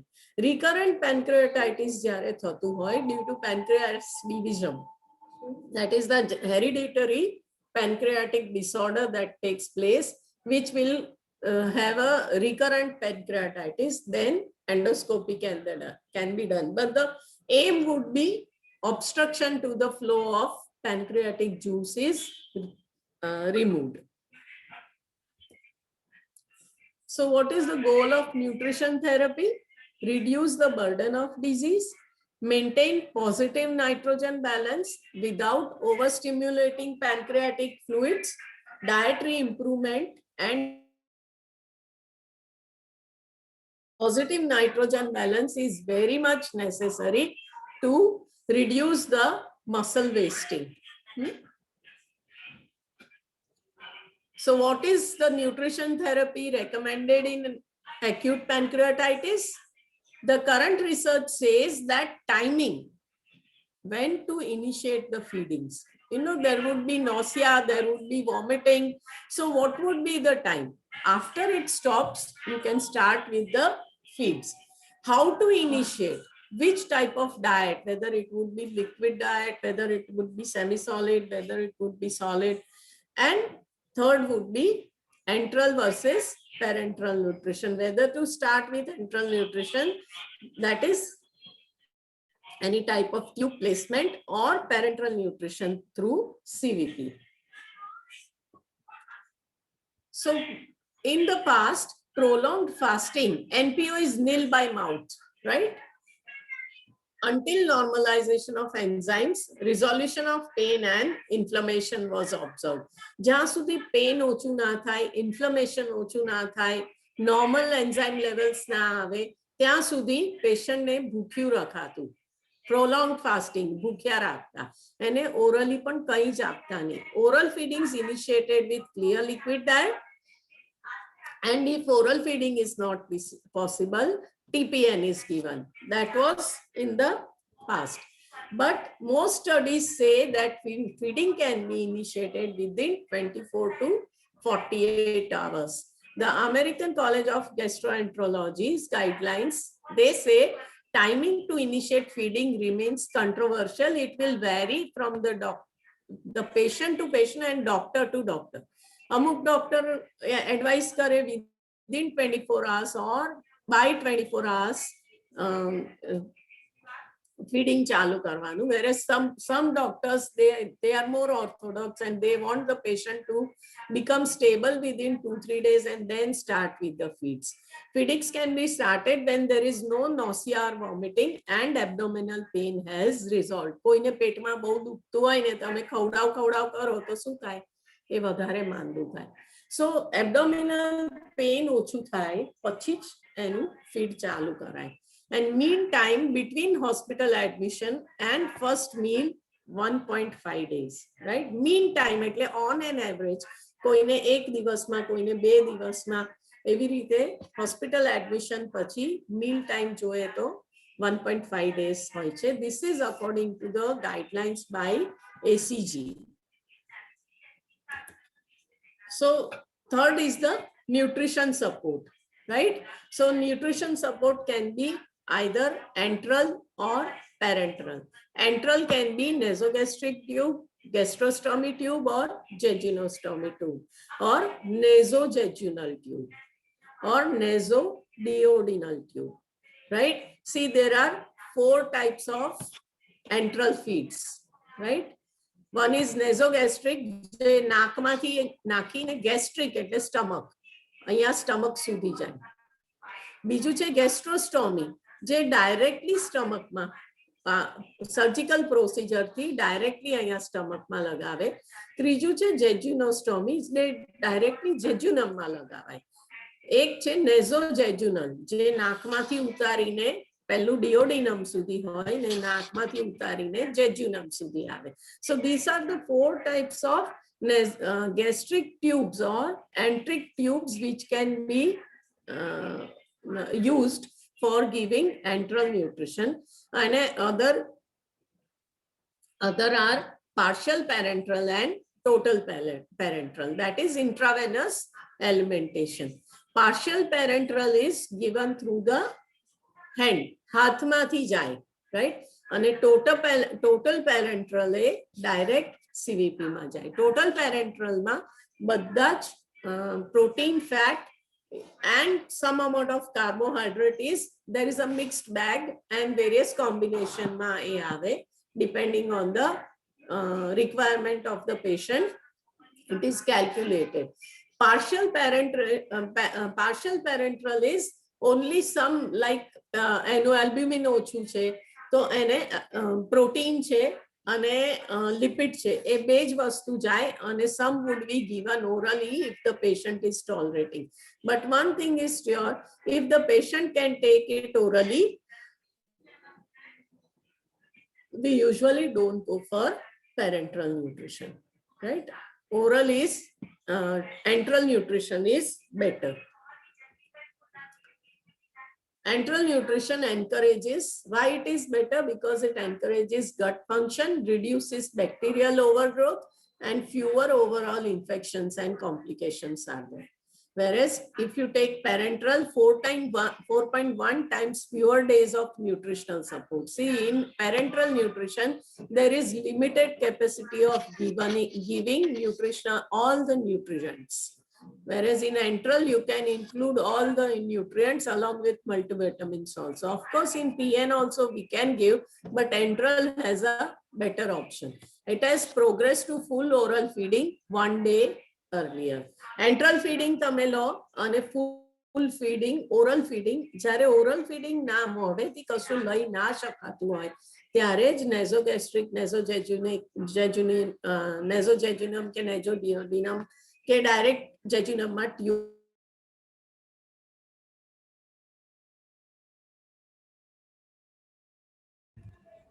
Ma'am हम आपकी आवाज नहीं आ रही है.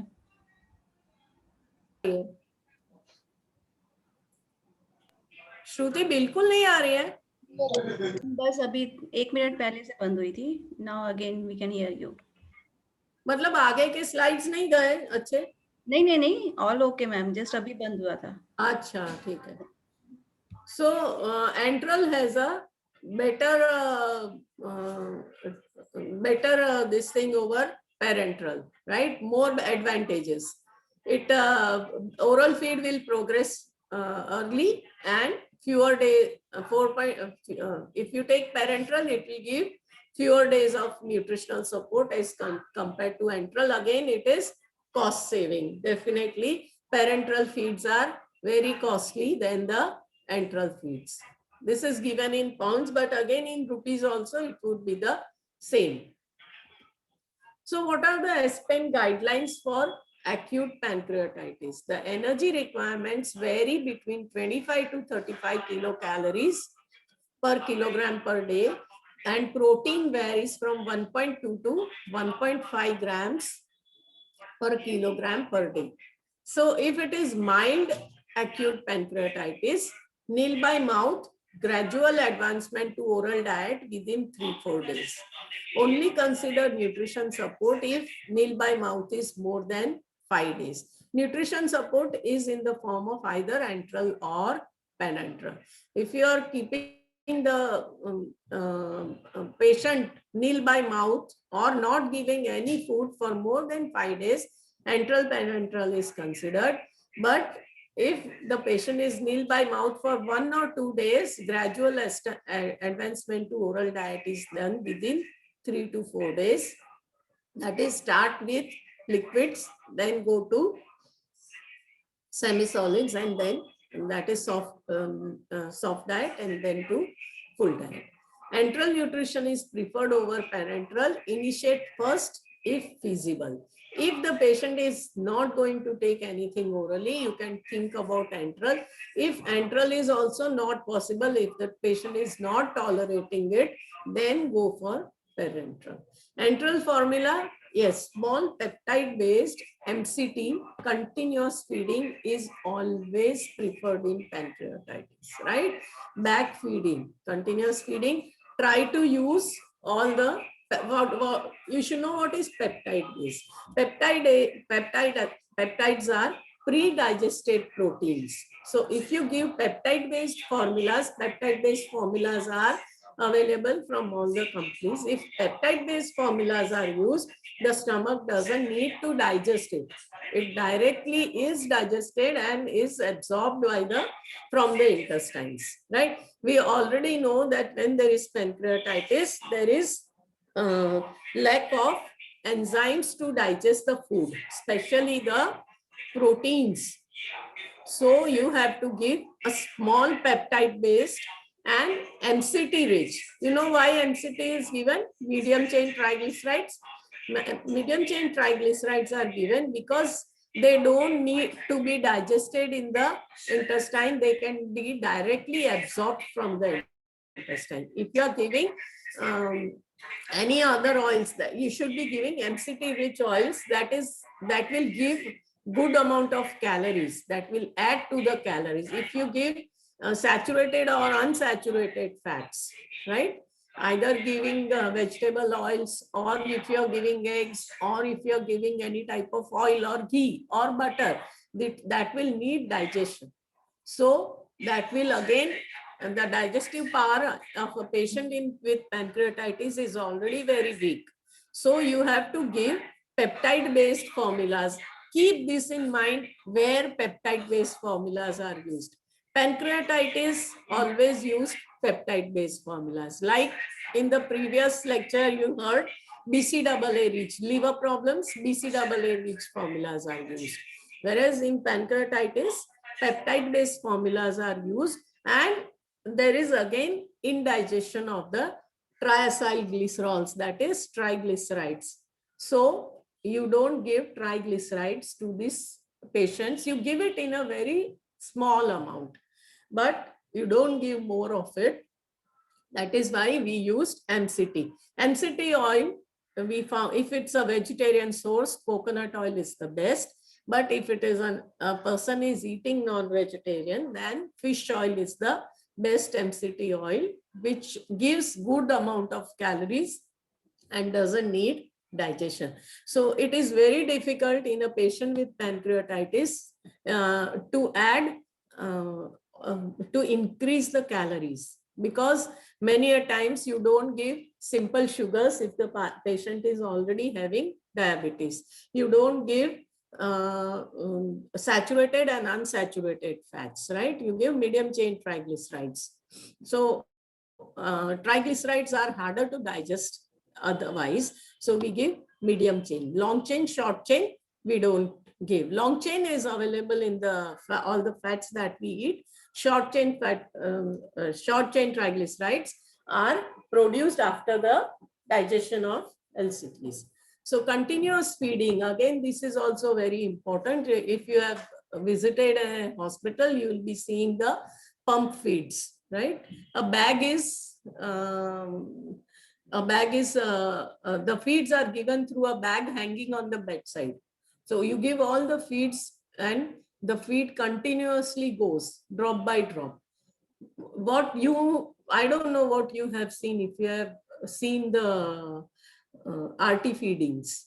Usually it is 200 ml 3 hourly, 100 ml 1 hourly. It all depends on the patient's condition and the doctor who prescribes it, right? So continuous feeding, they are given over the hour. If 100 ml is given, 100 ml will be given over the hour. The drop consistency is fixed. Parenteral is used only if enteral is not tolerated or indicated. These are the SPEN guidelines. So what would be the requirements? Nutrient requirements, mainly energy 25 to 35 kilocalories, protein 1.2 to 1.5, carbohydrates 3 to 6 grams per kilogram body weight per day, but blood glucose level should be less than 180 milligrams per deciliter, right? So if the blood glucose levels are within normal limits, you can give 3 to 6 grams depending on the glucose level. You have to monitor the glucose level also per kilogram per body weight per day, right? And lipids, you can give up to 2 grams per kilogram per body weight per day, but you have to check the triglyceride levels. Along with it, when a patient is on pancreatitis, he should be given good amount of fruits, vegetables to combat with the vitamin mineral deficiency. And he is also always given a multivitamin and multi-mineral supplement. So summary, timing remains controversial within 24 to 48 hours with no nausea or vomiting or abdominal pain. Diet, low fat, low residue diet, usually with mild to moderate AP is given. And enteral nutrition is preferred over parenteral whenever possible, usually with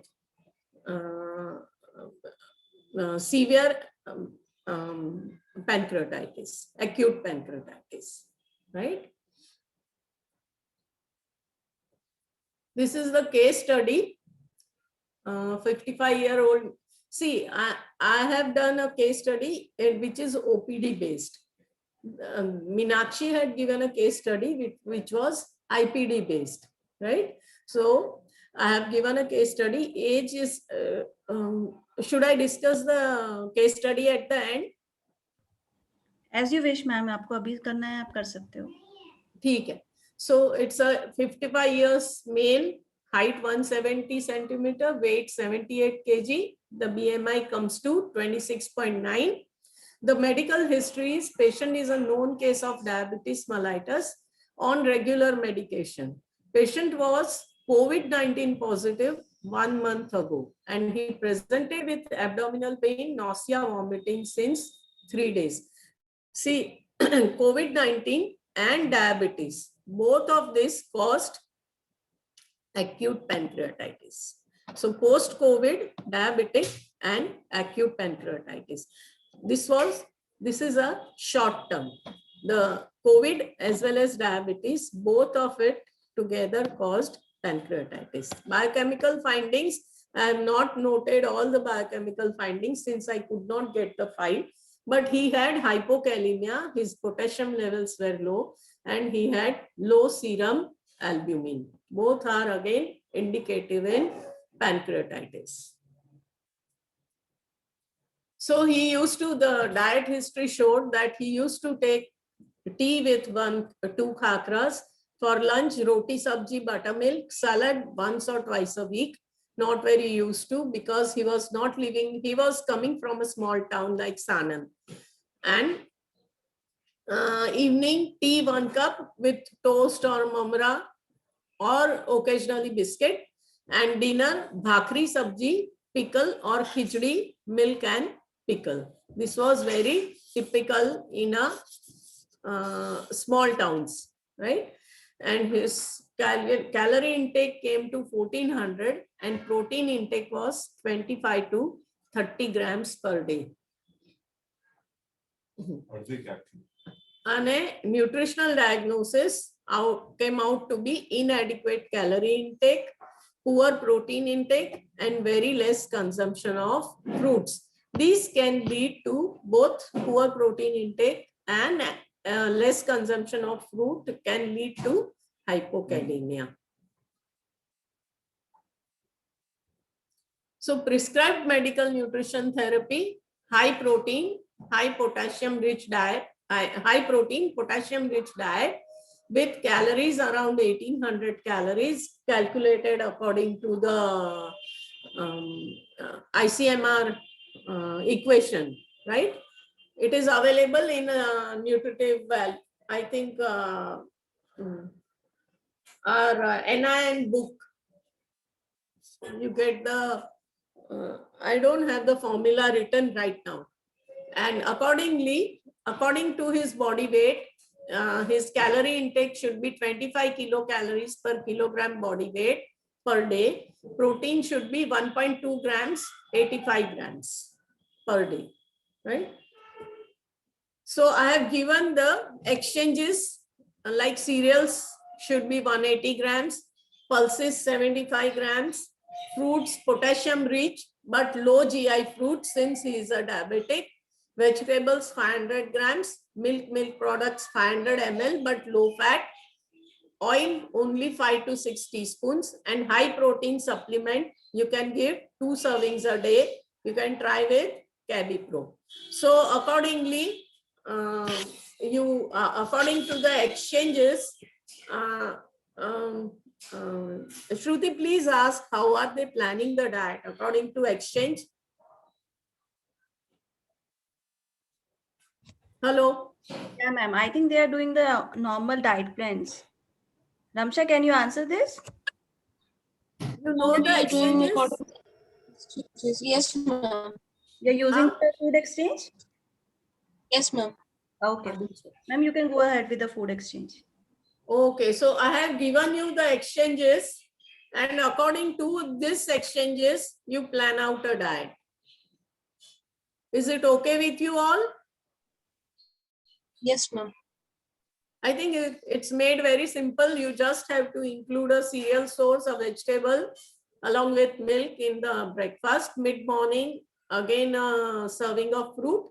Lunch, but whatever you choose, you should choose a low GI and combine. If you are using a high GI somewhere, combine it with low GI. That is, if you are using simple carbs, it has always to be combined with complex carbs, lot of fiber to maintain the blood glucose levels. Afternoon also 1 cereal, evening a fruit, dinner you can give 1 cereal, 1 pulse exchange, 2 vegetables and oil, and bedtime milk products. Milk products would be easy to digest rather than the pulses. So we include only 2.5 exchange of pulses, whereas we include 500 ml of low-fat milk or milk product. So you have to plan a diet for acute pancreatitis according to the exchanges, right? Next is the chronic pancreatitis. See, it is a chronic inflammatory disease in which there is irreversible progressive destruction of the pancreatic tissue. It is more frequent in men. Male to female, the ratio is 4:1. And mean age of onset is 40 years.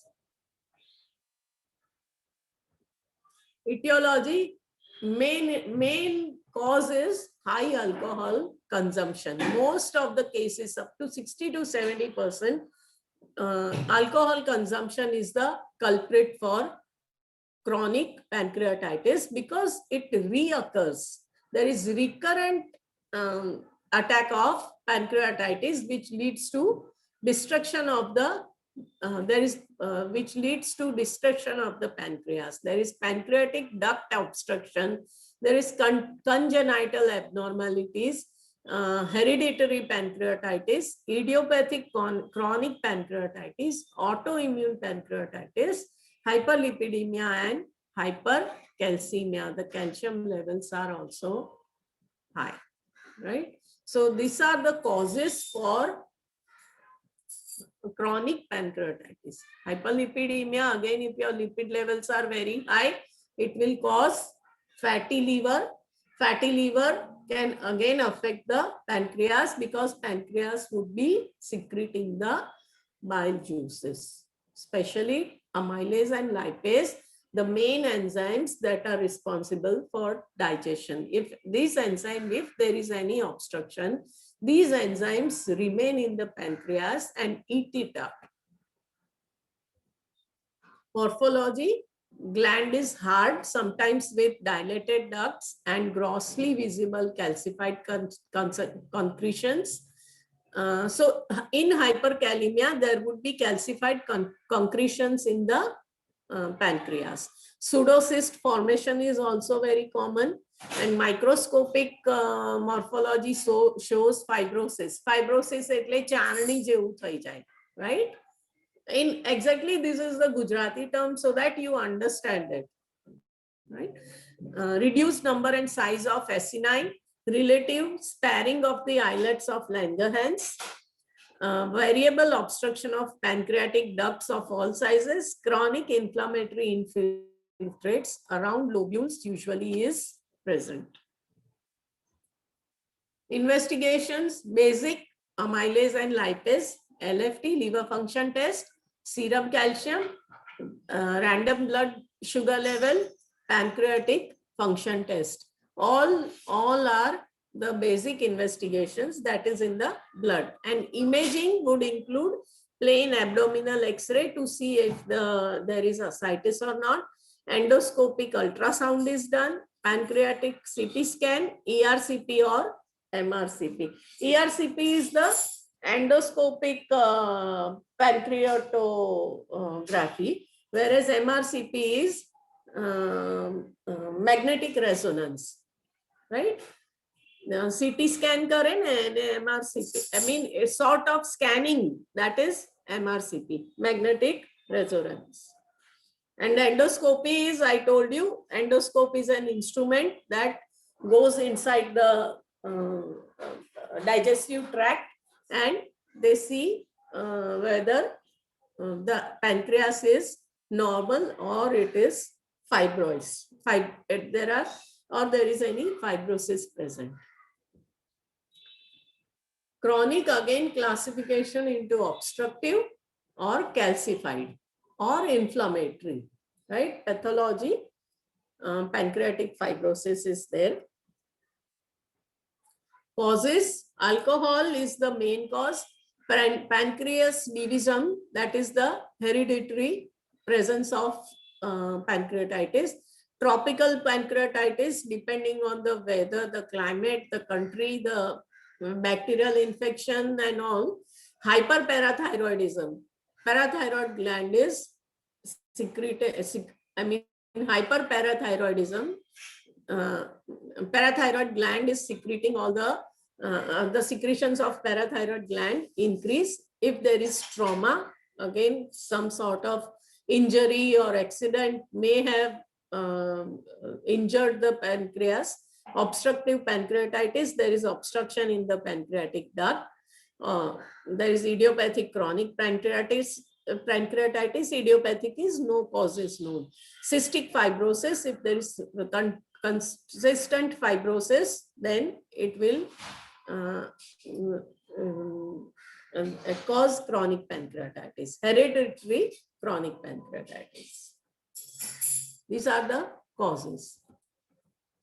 Clinical findings: abdominal pain, distension, diarrhea, dyspepsia. Dyspepsia is again heartburn and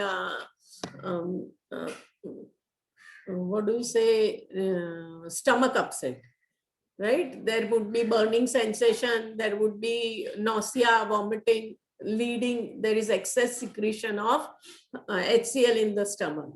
Malnutrition, the most common cause in chronic pancreatitis is malnutrition.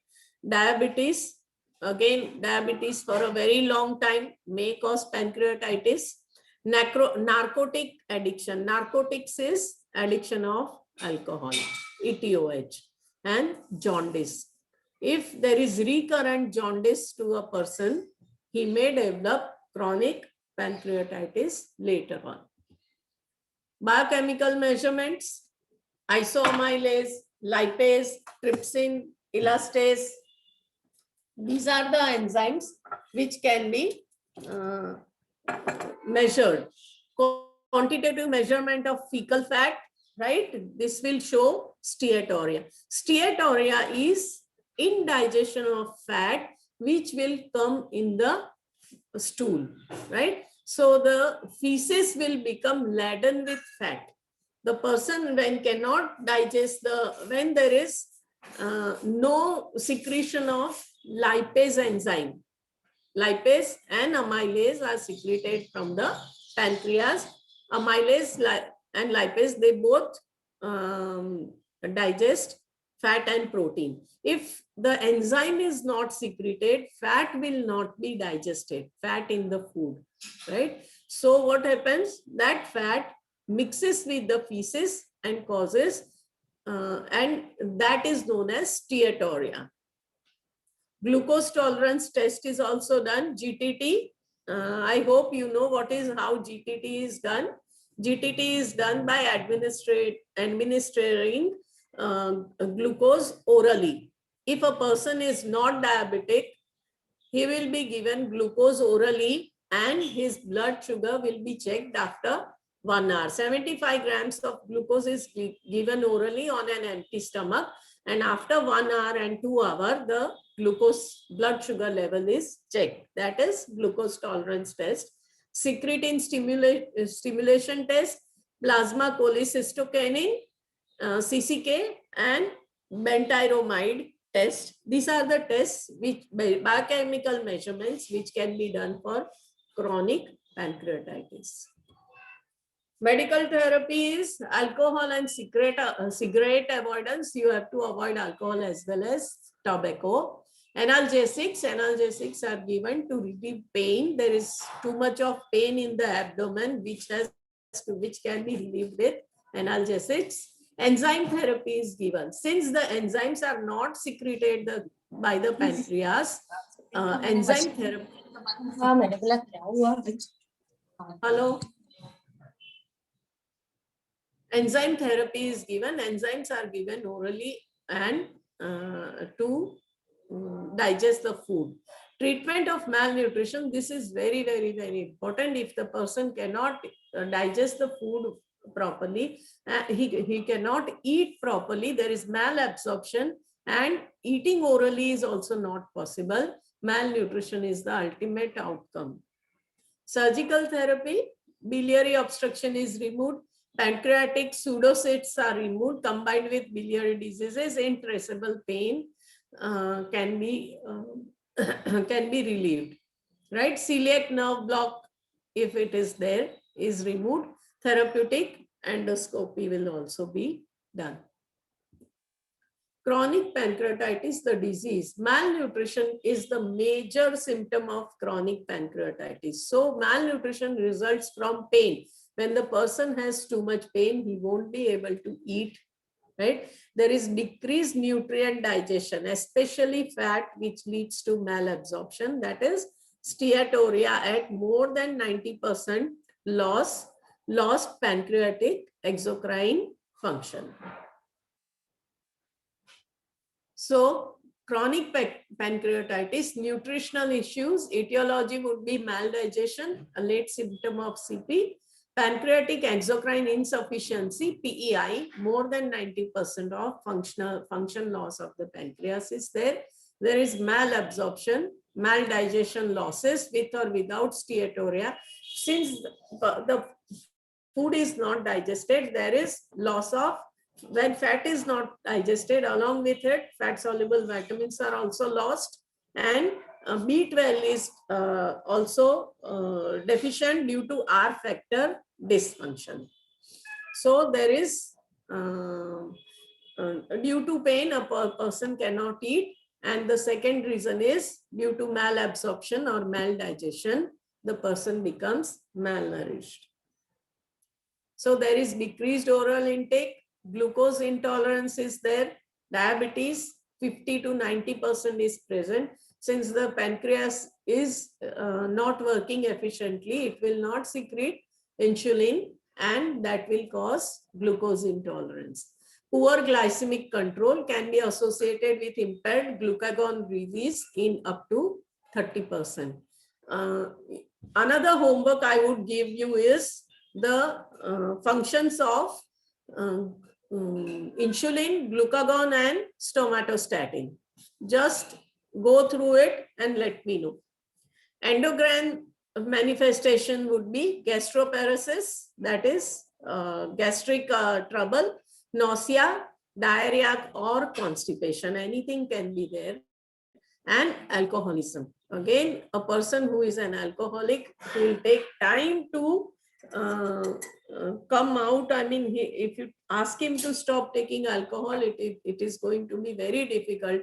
If a person is alcoholic for a long time, he'll develop chronic pancreatitis. So if a long-term alcoholic is there, he will be needed to be counseled for to leave alcohol. And increased metabolic activity, again metabolic activity increases by 30 to 50%. That is, all the nutrient metabolism is disturbed, and along with it, the BMR of the person increases, so his calorie requirements will also go very high. Dietary modification increase the caloric intake, right? PEI is pancreatic exocrine insufficiency. As we all saw in the beginning, this is exocrine insufficiency. So in PEI, dietary modification is increase the calorie intake, increase resting energy requirements. So you have to calculate the REE and then multiply it by the activity. See, activity factor would be very low, since the person would be unable to move if he is malnourished. Decrease dietary fat up to 30%, less than 30%. Increase dietary protein 1 gram per kilogram body weight, right? Per day, this would be the minimum. And dietary fat, increase more of MCTs, medium chain triglyceride. Increase carbohydrate, except in if the patient is diabetic, you can increase simple carbohydrates as well, right? If a person is diabetic, you have to increase complex carbohydrates, but you cannot increase the amount of fiber. Be very careful, since the person is a diabetic, don't go on increasing the fiber, because the person may have diarrhea or steatorrhea. There is decreased intestinal mobility. So giving high fiber will increase the diarrhea. So you have to give a low residue diet. A low residue diet is a diet containing less amount of fiber, less amount of insoluble fiber. Rather, a low residue diet is a diet which has a good amount of soluble fiber. So soluble fiber won't disrupt the intestinal motility. If there is more of undigested insoluble fiber, it will increase the intestinal motility, leading to diarrhea.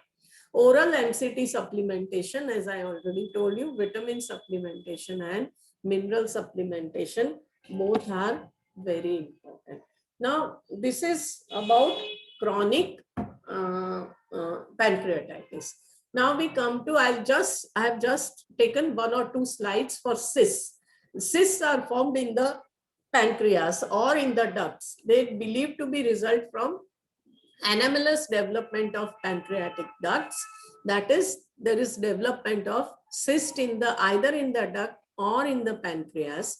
Cysts range from 3 to 5 centimeters in diameter. They are lined by glistening duct-type cuboidal epithelium or a completely attenuated cell layer enclosed in a thin fibrous capsule filled with clear to turbid mucoid or serous fluid. So this cyst Pani ni gaંઠ, okay, right? These are the common Gujarati words I am telling you just so that you understand. So cysts may be formed on the in the pancreas or in the ducts or on the outside of the pancreas. These are congenital. That is, by birth, someone can have it. Or there may be pseudocysts. Cysts, I mean, they feel like cysts, but they are not cysts. They are localized collection of pancreatic secretions. They develop after inflammation of the pancreas.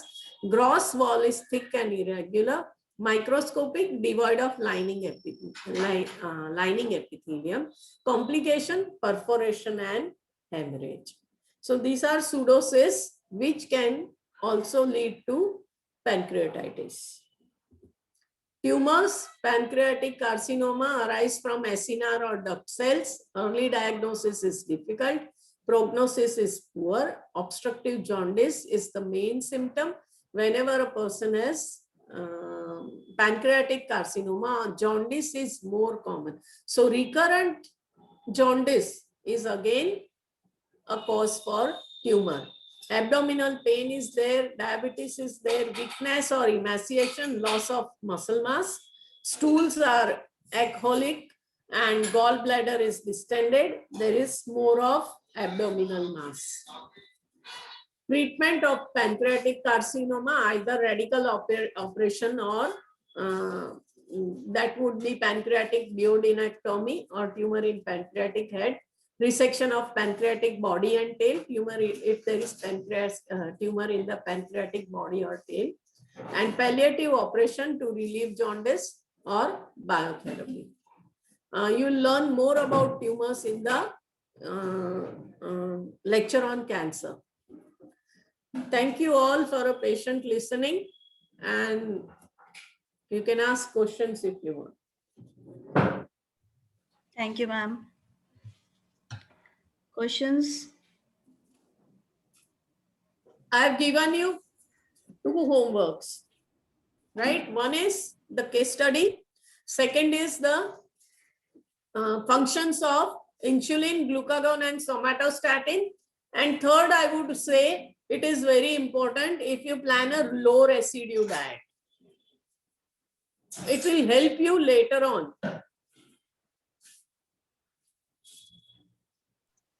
Alka ma'am, here I would like to add on it. Fiber. Here I would like to add on it that when we are planning low residue diet, so during the hospitalization, the pancreatic patients are already given pancreatic enzymes. So when we are giving more amount of fiber, then it is already going to absorb the enzymes which we are providing intravenously, be excreted. So this is the reason when we are why we are planning low residue diet to avoid the excretion of enzymes which we have provided intravenously. It's good. Thank you. Yeah, ma'am. And the second thing, peptide-based formula are also available commercially. This is the Abbott Ensure peptide. This is a totally peptide-based formula. And the second is the Nestle Peptamin. It is also a peptide-based formula which consists of 70 to 80% of peptide.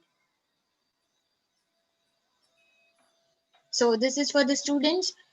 For further reference, if you want to plan, then you can Google it and take out the nutrition facts, and then you can plan accordingly if you want to. But I think it would help you more if you plan.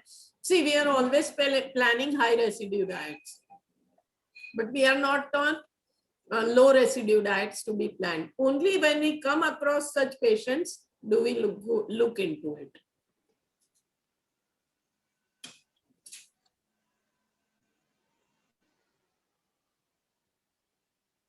Anything else?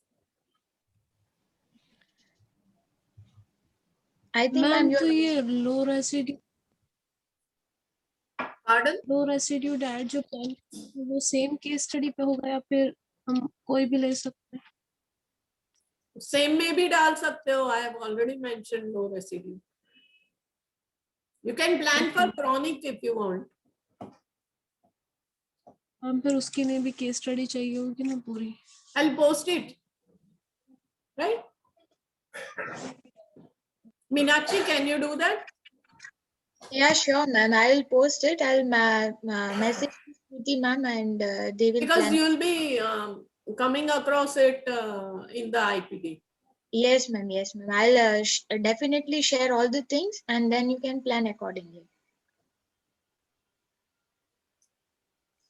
Ma'am ये oestrogen जो जैसे drugs वगैरह लेते हैं तो कैसे affect होता है, यानी हार्मोन से क्या रिलेशन? ईस्ट्रोजन अलग है और पैनक्रिया में किस तरीके से वो अफेक्ट किया, तो थोड़ा आप इलैबोरेट कर दें. I haven't read all the details about estrogen and pancreatic connection, but I have seen that hormone therapy that is taken, right? That definitely affects the postmenopausal women, and they develop diabetes. This is my OPD observation. Huh? You can go through it.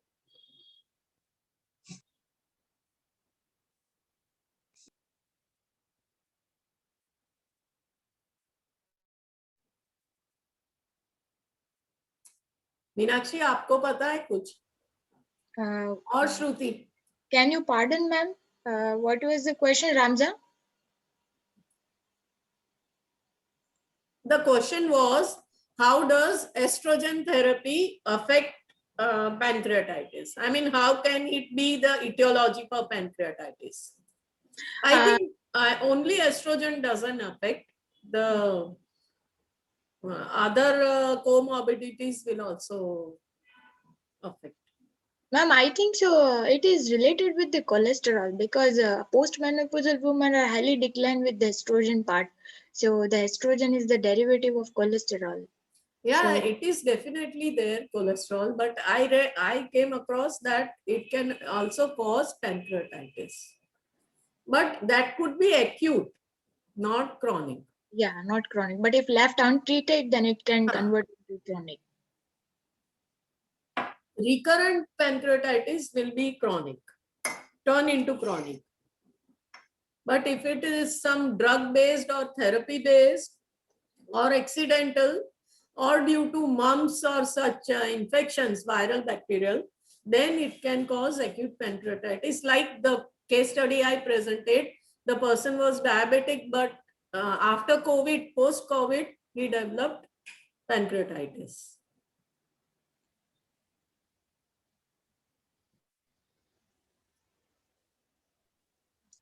Shruti ma'am, overall अभी तक मैं जितने भी classes attend किए internship में, तो उसमें ये देखा कि हमने रीनल में भी पढ़ा था कि ऑस्मोटिक प्रेशर, मतलब ऑस्मोटिक जो इक्विलिब्रियम है या फिर बैलेंस रखना है, तो ये मैंने क्वेश्चन शाजिर मैम से भी पूछा था कि मतलब और मैंने ये क्वेश्चन राजेश्री मैम से भी पूछा था। तो क्या ये हमारे लिए आगे ऐड कर सकते हैं कि जैसे हमारे जो हम जैसे ब्लड में सोडियम पूल है, sodium, magnesium, potassium and calcium, ये किस तरीके से एक दूसरे पे अफेक्ट करते हैं, तो मतलब किस तरीके से डिजीज होती हैं। जैसे कि मैंने थोड़ा रेफरेंस किया था, तो इसमें ये समझ में आया कि अगर पोटेशियम ज्यादा होगा तो वो कैल्शियम को डिप्लीट करेगा बोन्स में से, तो इस, और अगर कैल्शियम ज्यादा होगा तो वो इनवर्सली मतलब ऐसा कुछ रिलेशन होगा। तो ये किस तरीके से एक दूसरे को अफेक्ट करते हैं, क्योंकि ये समझना भी हमारे लिए जरूरी है, तो भी हमें पता चलेगा कि ये डिजीज में, जैसे मैम ने बोला था कि रेगुलर हम डेली बेसिस पे मतलब जो राउंड लगाते हैं और रिपोर्ट्स देख के हम प्लान करते हैं, तो हमें कैसे पता चलेगा कि सोडियम बढ़ा तो वो बढ़ा क्यों, क्या वजह है, तो हम वो नेक्स्ट टाइम फिर ध्यान रखें। तो ये मेरे समझ में नहीं आया। शाज़ा मैम से मैंने पूछा था, तो उन्होंने बोला था कि अगर आप एमएससी करते हैं आगे चल के तो वहाँ आप डिटेल में पढ़ेंगे, पर यहाँ के इस लेवल पे अगर थोड़ा बहुत भी हमको पता चल जाए, थोड़ा बहुत भी बेसिक नॉलेज के क्यों हो रहा है, तो हमारे लिए वो मतलब बेहतर हो। देखो, एक बात है if a patient is hypertensive, एक बात है एडिमा, ठीक है, देन सर्टन अदर कोमॉर्बिडिटीज और क्लिनिकल फाइंडिंग्स ऐसे जो देख के, then you definitely look into sodium potassium. ऐसे ऐसे नहीं होता, अगर आप पेशेंट्स रेगुलरली देखते हो तो sodium potassium chart, normally the doctor will ask to get the sodium potassium once the patient is admitted. या because they both are interlinked with each other, एक इंट्रासेल्युलर में है तो दूसरा एक्स्ट्रा सेल्युलर में है। So you will have to read the chapter on fluids, electrolyte balance. या तो इलेक्ट्रोलाइट बैलेंस का अगर आप चैप्टर पढ़ोगे तो you will be more clear about the nutrients कि कैसे वो intercellularly and extra cellularly balance करते हैं, why we have to see both of them in our reports. There are lots of reasons for sodium increasing, but we always focus upon the most common, that hypertension कम करो, obesity कम करो, और reduce the intake of sodium in the diet, because all increase in the sodium is not salt dependent or diet dependent. अगर hypertension भी आप देखो तो सब hypertension की वजह सिर्फ सोडियम नहीं होती है, इनटेक ऑफ सोडियम।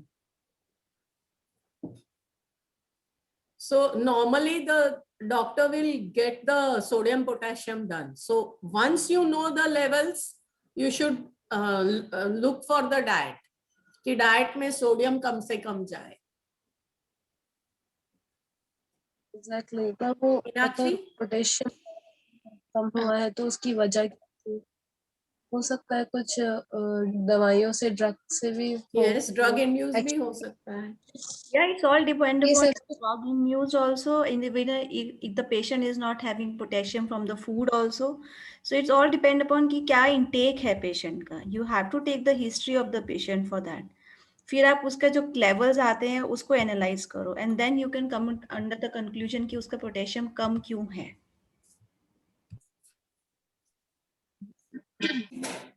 क्वेश्चन जब डायबिटिक होते हैं पेशेंट, जनरली इन पैंक्रेटाइटिस भी विटनेस कि भाई पेशेंट को डायबिटीज डेवलप होती है या they come across with the higher blood sugar levels. So potassium का डायरेक्ट रिलेशन इंसुलिन के साथ है, मतलब जितना हम इंसुलिन उसको देंगे to reduce the blood sugar level, तो वो इंसुलिन पोटेशियम के साथ सेल के अंदर जाएगा। So this is the first reason for getting hypokalaemia, कि हमें देखना है कि पेशेंट का शुगर कितना है और इंसुलिन कितना दिया है। So our duty as a dietitian कि उसको उसकी ब्लड शुगर हम मेंटेन करें। right? And Ramza, you were asking about oncotic pressure, right? And the sodium relation. Osmotic or oncotic? I don't know. She was talking about oncotic, I think so. I heard osmotic. Asking about Ramza, नहीं पढ़ा था balance होता है.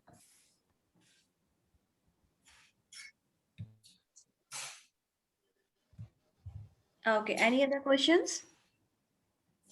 All clear? We have, I think, 3 or 4 assignments today.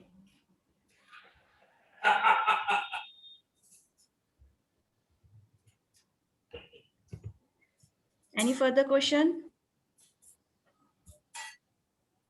Okay अब एक assignment मैं देती हूँ सबको कि जितने भी डिजीजेस अभी तक हमने स्टडी किए हैं you all have to make a chart of that you make 2 tables और 3 tables as per your requirement आप अगर सिम्टम्स भी लिखना चाहते हो सिम्टम्स भी but the main thing I want कि डिजीज के रिलेटेड उसकी न्यूट्रिशन थेरेपी आप क्या दोगे आपको ऐसे एक टेबल बनाना है जितना भी अभी तक हमने स्टडी किया है तो next class I will see everyone have made that table You can say, specially the Shruti आप सिम्टम्स भी इंक्लूड कर लो, कॉज भी इंक्लूड कर लो, कॉम्प्लिकेशंस भी कर लो. हाँ तो वो भी कर सकते हैं हाँ. बट मेन जो है और चीज फिर है diet. Nutrition So they can Yeah. just उसके लिए भी रेफर दैट जाएगी ma'am.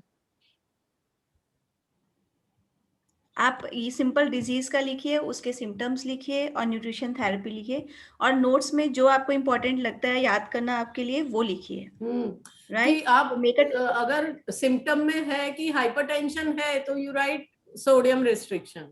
So you should Yes. correlate both. Okay so this is the homework from my side next time सबका कैमरा ऑन करके आई विल सी कि किस किसने होमवर्क किया है this is for you only कि आपको याद होगा कि कितने डिजीजेस कैसे nutrition therapy and you can compare also कि अगर मैंने पैनक्रेटिक्स में ये पढ़ा है तो रीनल में हमने ये डिजीज पढ़ी थी और उसमें हम लोगों ने न्यूट्रिशन थेरेपी ऐसे दी थी तो what is the difference between the both also right It will be a Done? very handy tool for you all. Yes it will be like क्या कहते हैं उसको बाइबल फॉर यू पर सही सही लिखना.